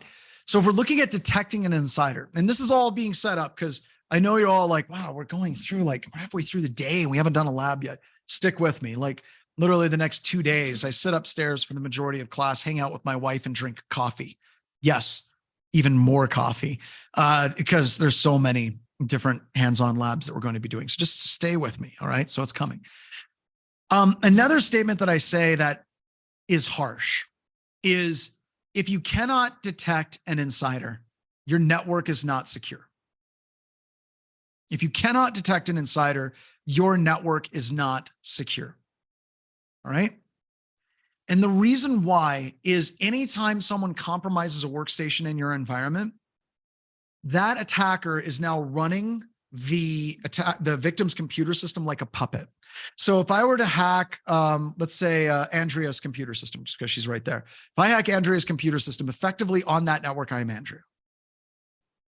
So it's like Bela Lugosi. Pull the strings, Edward. So I am now running that account like a puppet, which means that if you can't detect Edward Snowden downloading a whole bunch of different files, then you wouldn't be able to detect a real attacker downloading all the files on that environment as well. So questions that you need to ask in your environment. Can you detect a user that's accessing thousands of files simultaneously? Can you detect an account that is accessing hundreds of systems in very quick succession, maybe doing a password spray, maybe running something like Bloodhound in an environment? So if you're looking at malware and that's what you're trying to detect, a lot of red teams, a lot of pen testing firms that are out there, we're using less and less malware and instead using things like Velociraptor and using RDP with reverse connections coming at our environment as well. So would you be able to get proper attribution for an attacker? Word web bugs are going to rock this whenever we get to that situation here in a little bit. Excuse me. Threat emulation. This is an active defense technique that we're going to talk about a little bit later on, especially after we've tied a bunch of the cyber deceptions things in. And we'll use Atomic Red Team, which is super duper cool. I love Atomic Red Team. And what we're going to do with Atomic Red Team, especially at the end, is we're going to talk about how there's some gaps. Like Atomic Red Team is really good at emulating what the MITRE ATT&CK technique matrix has that are out there. Right? We're going to have that, right? We're going to talk about that, but it doesn't really talk about how we can trip up an attacker doing a password spray. It's not going to talk about how we can trip up an attacker that's trying to access a whole bunch of files in an environment. And we're going to talk about how that idea of threat emulation can then be modified to start incorporating validation of our cyber deception technologies on this as well. Yeah. Did anybody notice we did 2 hours without labs? I think I brought it up, didn't I? I might be a little bit more caffeinated. I thought I had talked about the fact that we hadn't had any labs, or was that just in my head? Okay, I did mention it. Okay, I just want to make sure. Yeah, a lot of the opening on this is going to be me setting the stage. And then we're going to start plugging tools into what we talked about with context on it as well. All right, so here we go. So open source tool example, Caldera. is a tool from MITRE where you can run a large number of different types of attack methodologies. Another one is Atomic Red Team, which we will run at the end of this class. Absolutely. At least I think we got the Blue Spawn lab is right there. So we will be doing that as well. And these are cool because it gives you the actual commands that run. See, part of being an engaged defense and an active defense is being able to run through the different attack methodologies that an attacker is going through and know what those things are and how we can actually detect them rather than just relying on some magical tool to tell us whether or not something is being detected in an environment or not as well. Sigma detections are cool. Actually, you know what? What the hell? Let's do a lab. I feel bad. Should we just do a lab right now? Because I'm an adult. I could change things. Let's do it. All right, we're going to do a lab. So let's bring up the VM right here. And I'm going to share my virtual machine. There we are. So now you should be able to see my virtual machine. Ooh, it's fancy. Look at that. I like that virtual machine. You're going to open up labs right here.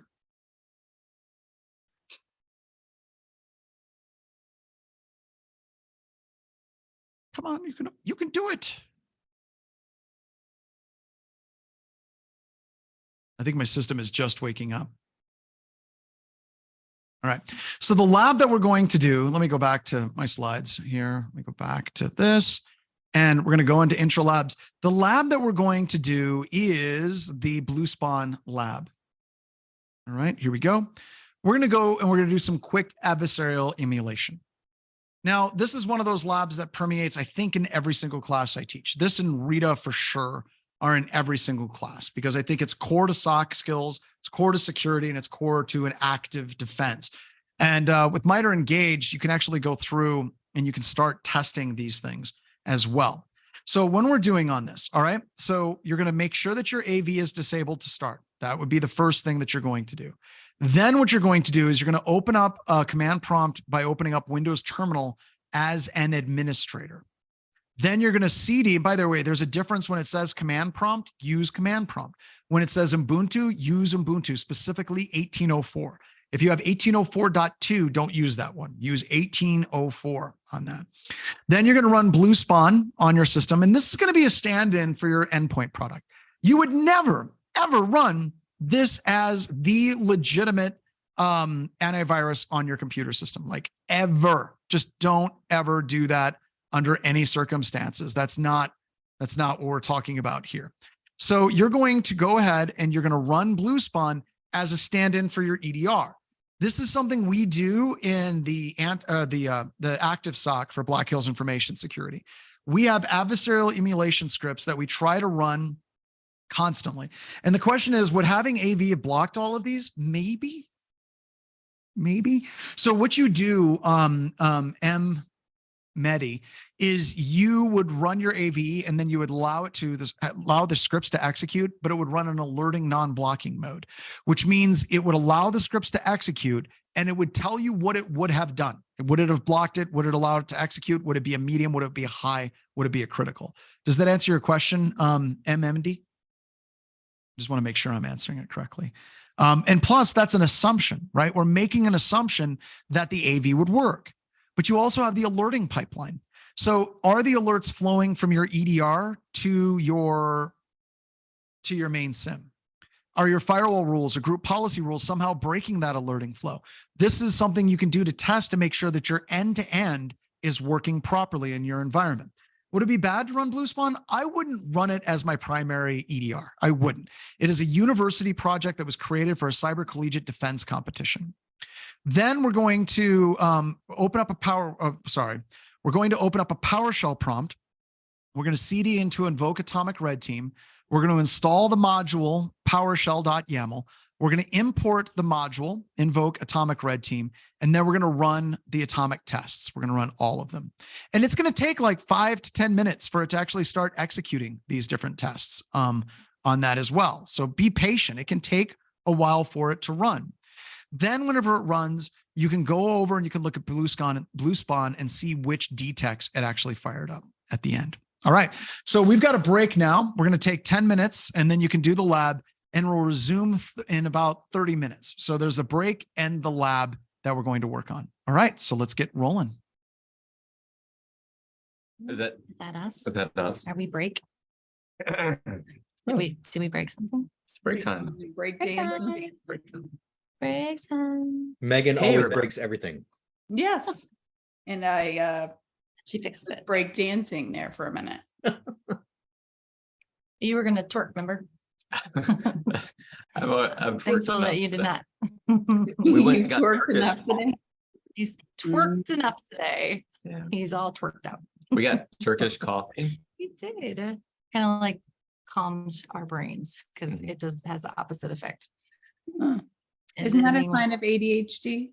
I was gonna Yeah. say, is there anyone who has ADHD? Mhm. I feel like that's how I diagnosed myself. I'm like, oh, Yeah. okay, that Yeah, makes I've self-diagnosed lots of things. yeah. Double espresso, go right to sleep. Yeah. It's like, so calming.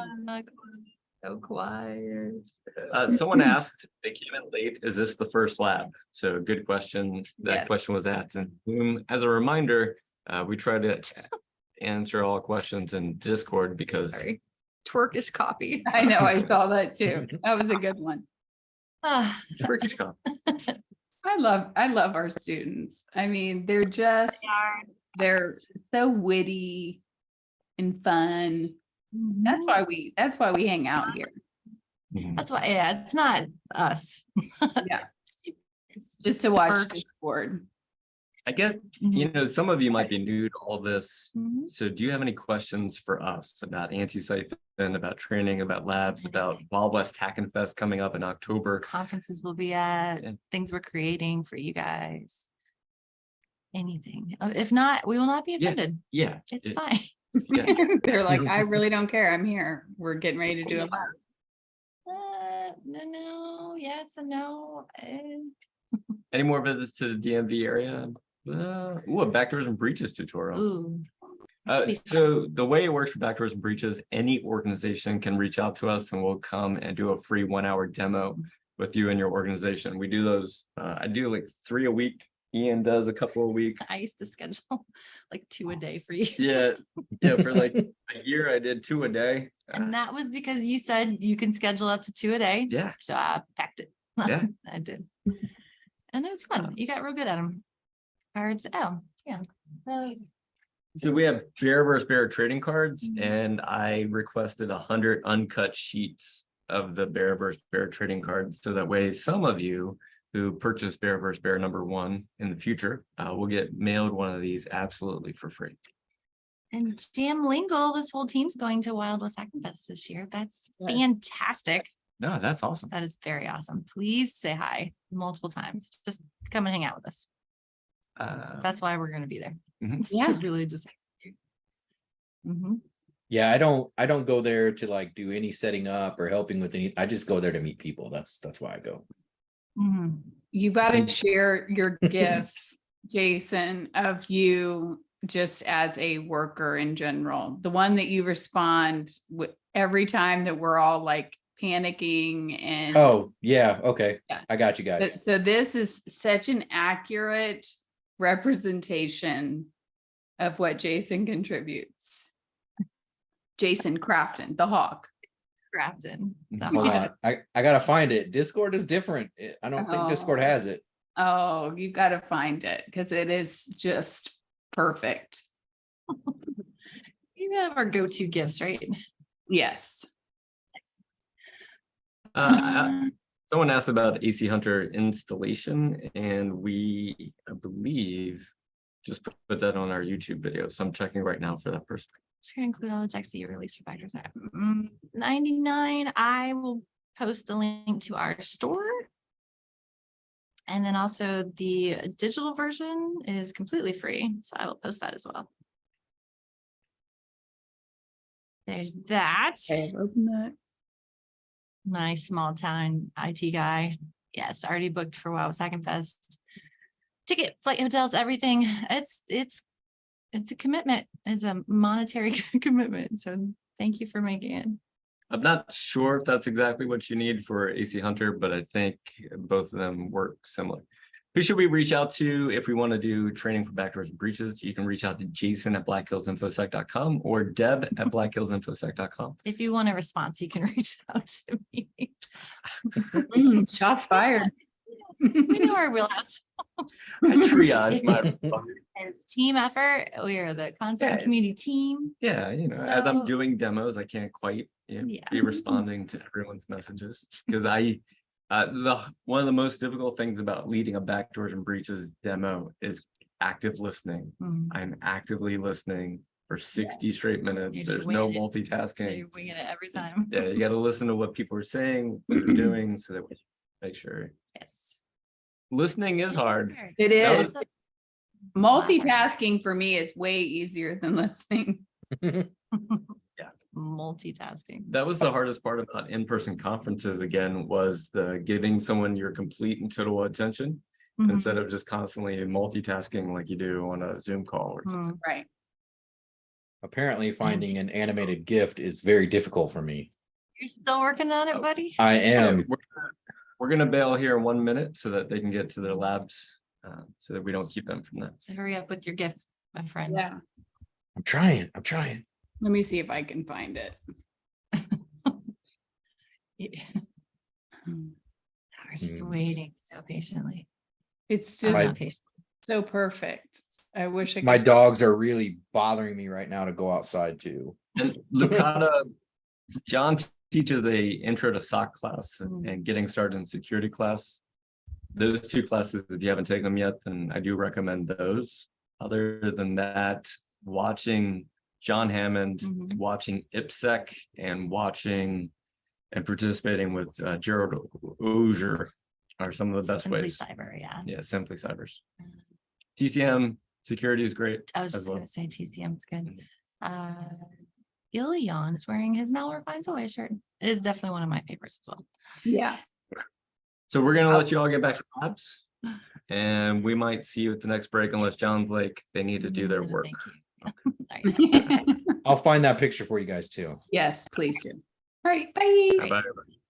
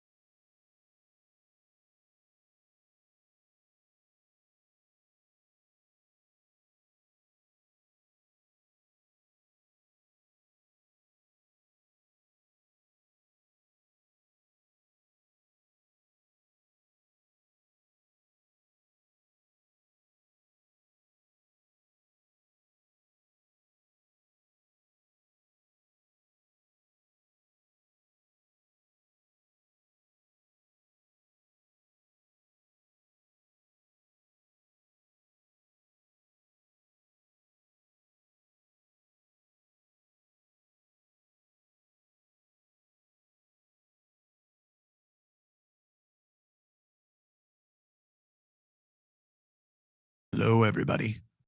Are we ready? All right. Let's go ahead and let's jump in to the labs. There we go. Let me go. Sharing my virtual machine. Let's do some stuff with the computers. And yes, it does look like my Windows system is trying to update. It doesn't reboot apparently anymore. It does the thing down here where you click this right here and you go clicky and it pops up and eventually there's an orange dot. Don't reboot your virtual machine. I snapshotted my virtual machine. So if I run into cool problems, I can just revert to snapshot, which is neat. All right, so let's go ahead and let's do this lab. All right. All right. So the first thing I'm going to do is make sure that Windows Defender is disabled. And that's like, I'm going to get an error that shows up here, and that's normal. And the reason why that's normal and the reason why I get that error is because Windows Defender is disabled. Why do I have us run this? Because for a number of the systems, whenever they start up, there's a little pop-up that says, hey, your firewall is disabled, your antivirus is disabled. Do you want to turn it on? And there's a lot of people that are basically like, well, yeah, this is a security class. And then that creates all kinds of problems, right? So now we're going to follow the instructions. We're going to open a command prompt like so. There we go. And we're going to CD into tools like that. And then we're going to start BlueSpawn. And I'm going to run BlueSpawn a little bit differently for this class. Instead of running all the modules, I'm going to show you how we run all of the individual modules. We can actually run those as well in that situation on that. So now what we're going to do is we're going to go back to the PowerShell prompt, and then we're going to CD into Atomic Red Team, and we're going to invoke Atomic Red Team like that. I'm going to install the module PowerShell YAML like so. Just make sure that that's set up. I'm going to go yes to all. There we go. And it looks like it's already installed, which is great. Cool. Now I'm going to import the module Atomic Red Team import like so. There we are. And now I'm not going to invoke all the atomic tests just because it's boring and it takes me a long time to get it up and running. And it takes like a long time. So what I'm going to do instead is I'm going to show you how to run each individual Atomic Red Team. And I'm going to create a script. And we're going to go Notepad++. And no, I don't want to install that. I'm going to just create a new file right here. And what we're going to do is we're going to invoke a number of atomic tests, and we're going to do them one at a time, right? So I can try the WinLogon helper DLL attack technique here. It's going to execute that one. And now I can go back to the BlueSpawn module, and it says I was able to detect that. I was able to detect 1004. Great. So I know that it works to detect that one. Port monitors it wouldn't be able to detect. I'm going to do accessibility features next. I'm going to go ahead and do that one like so. Accessibility features, caught it. So I was able to detect that. Not only to detect it, it said, hey, that's high. That's really, really high. Let's try to do registry run keys. Let's do that one. Right. Go ahead and take that one. And we'll hit the up arrow like so. Then I'm going to paste that in. All right, there we go. And it was able to detect that. Now, the way a lot of organizations would work is they would say, great, it detects it, and now we're done. All right, so